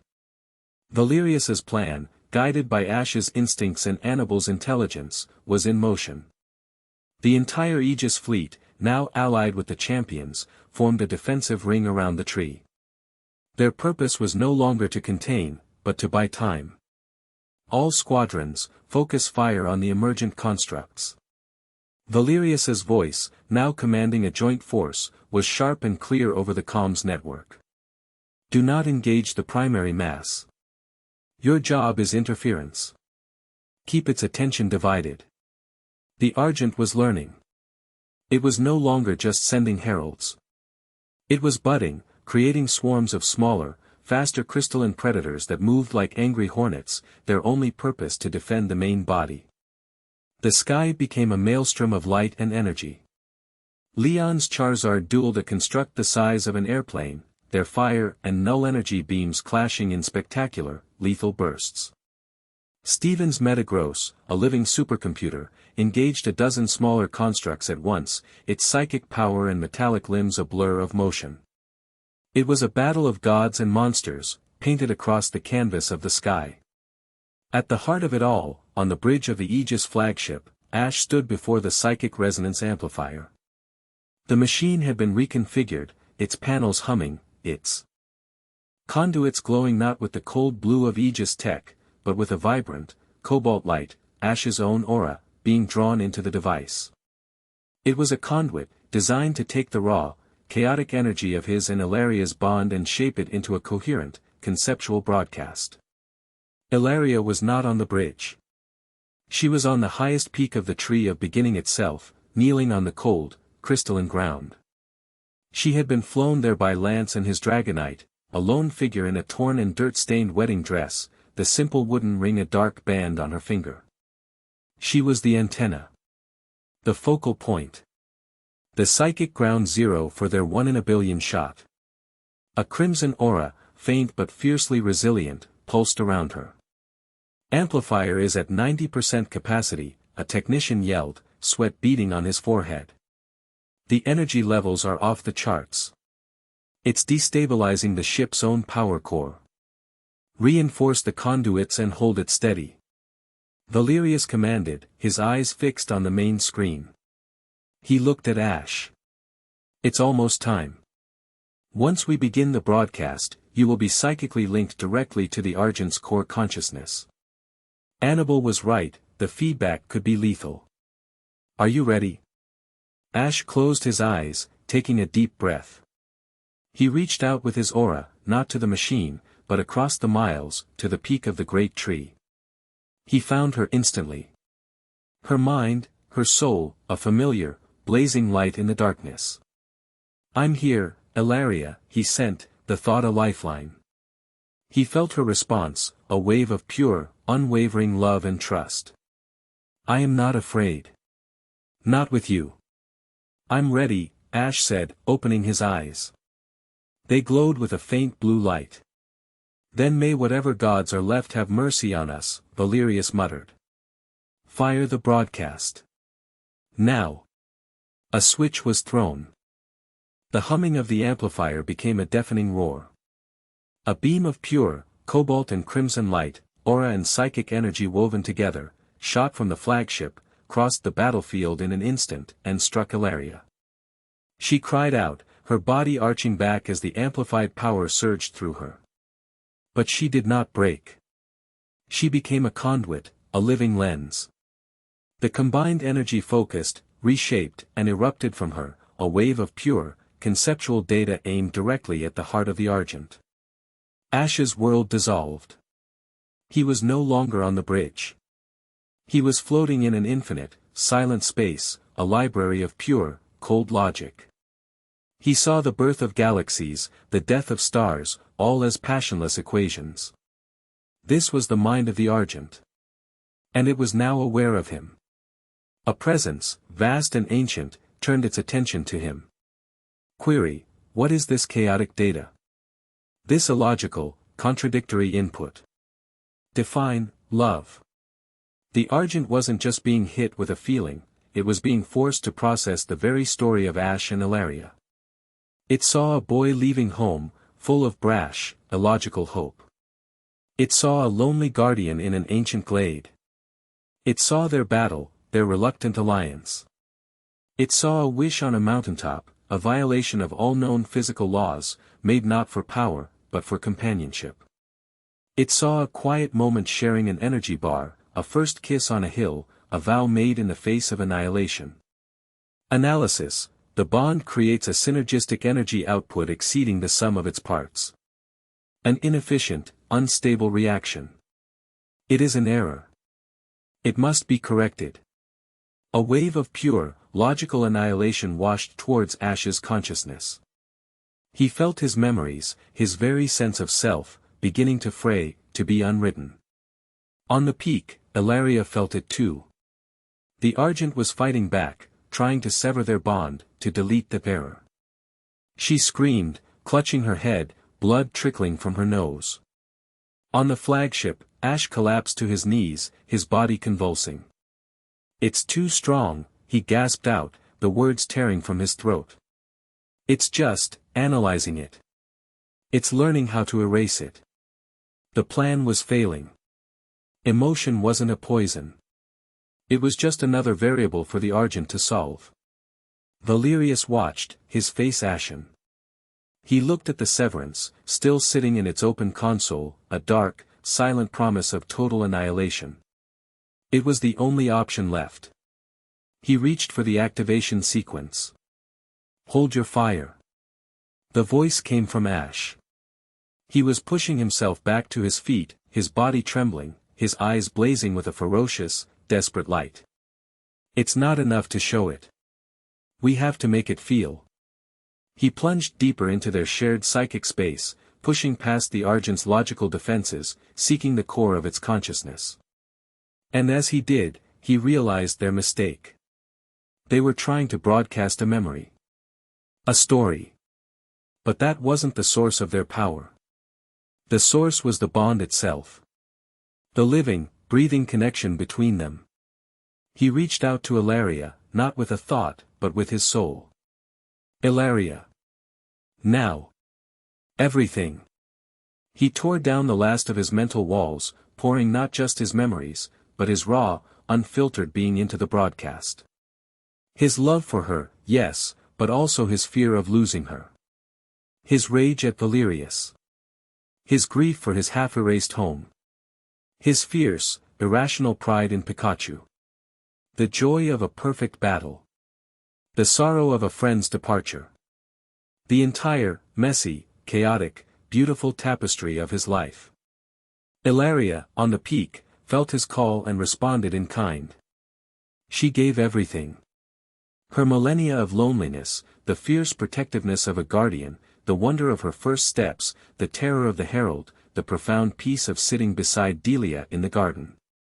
She poured out the illogical, contradictory truth of her existence, a being of immense power who had chosen vulnerability, an immortal who had chosen a mortal life, all for the love of one ridiculously stubborn human. They weren't just showing the Argent a story. They were forcing it to experience what it was to be them.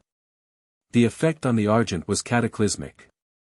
The vast, logical mind was flooded with a tsunami of contradictory sensation. It felt love and loss, joy and sorrow, anger and forgiveness, all at once. It was a paradox far more powerful than the one the severance could have created. The concepts were mutually exclusive, yet they existed simultaneously. It was like a computer being forced to accept that 1 and 0 were the same number. Error. Error. Paradox detected in core processing. Logic cascade failure. The crystalline mountain in the sky began to shudder violently. Its sterile, white light flickered, corrupted by flashes of cobalt blue and crimson red. Its form destabilized, sharp facets melting into soft curves, then snapping back again. It let out a sound, not of static or a command, but a sound of pure, discordant surprise, a shriek of a being experiencing its first, and last, emotion. Its crystalline form began to crack. Not from damage, but from contradiction. The crack spread, glowing with an intense, multicolored light. The law of its being had been broken. On the flagship, Valerius stared, his hand frozen over the severance controls. "My God," he whispered. Ash and Ilaria gave one final, combined push, a singular, focused broadcast of the moment of their kiss in the garden, the quiet, perfect pinnacle of their illogical bond. That was the final blow. With a silent, final implosion of dazzling, harmless light, the Argent core fragment collapsed in on itself. It didn't explode. It didn't vanish. It shattered into a billion motes of soft, iridescent light, like a cloud of cosmic dust, each mote holding a trace of a new, impossible concept. The creeping fog of erasure on the ground dissolved, and the cold, oppressive twilight was instantly replaced by the warm, golden light of a new dawn breaking over the horizon. The sky was clear. The world was quiet. It was over. On the bridge, Ash collapsed, his energy utterly spent. The resonance amplifier powered down with a final, dying whine. Valerius rushed to his side, helping him up. Did you do it?" "We did," Ash breathed, his gaze already searching the main screen. He saw the peak of the tree, and the small figure in white, crumpled on the ground. Ilaria. The light of dawn was gentle on the tree of beginning. Ash landed on the peak, having been flown by a battered but triumphant Charizard. He ran to where Ilaria lay, his heart in his throat. He knelt, gathering her into his arms. Her dress was ruined, her face pale and tear-streaked, but she was breathing. She was alive. Her crimson eyes fluttered open, focusing on his face. She managed a weak, tired smile. "Did we win?" she whispered, her voice hoarse. "We did," he said, his voice thick with emotion. He leaned down and kissed her, a kiss of profound relief and overwhelming love. "We always will. Together." In the aftermath, the world began to heal. The damage to Pallet Town was severe, but it was not total. The erasure had stopped, leaving a bizarre patchwork of existence and nothingness that mages and scientists would study for decades. Valerius, a changed man, publicly disbanded the extremist elements of the Aegis Foundation, pledging its resources and technology to work with the Pokémon League for global reconstruction and defense, under the oversight of the champions. He understood now that true security came not from enforcing order, but from protecting the connections that made life worth living. The final scene is weeks later. The garden behind the Ketchum house is being rebuilt. Patches of new grass are taking root.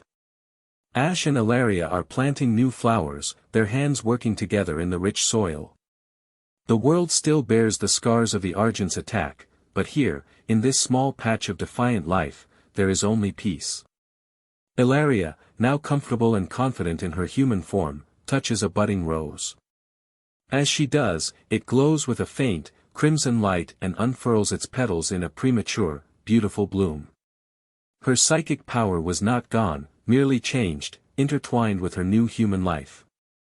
Ash comes up behind her, wrapping his arms around her waist. He rests his chin on her shoulder, his own hand covering hers on the flower. A soft, blue aura flows from him, mingling with her psychic glow, and the rose shines with a light that is neither blue nor red, but a perfect, harmonious violet. They are not just a human and a former Pokémon. They are not an anomaly or a singularity. They are something new.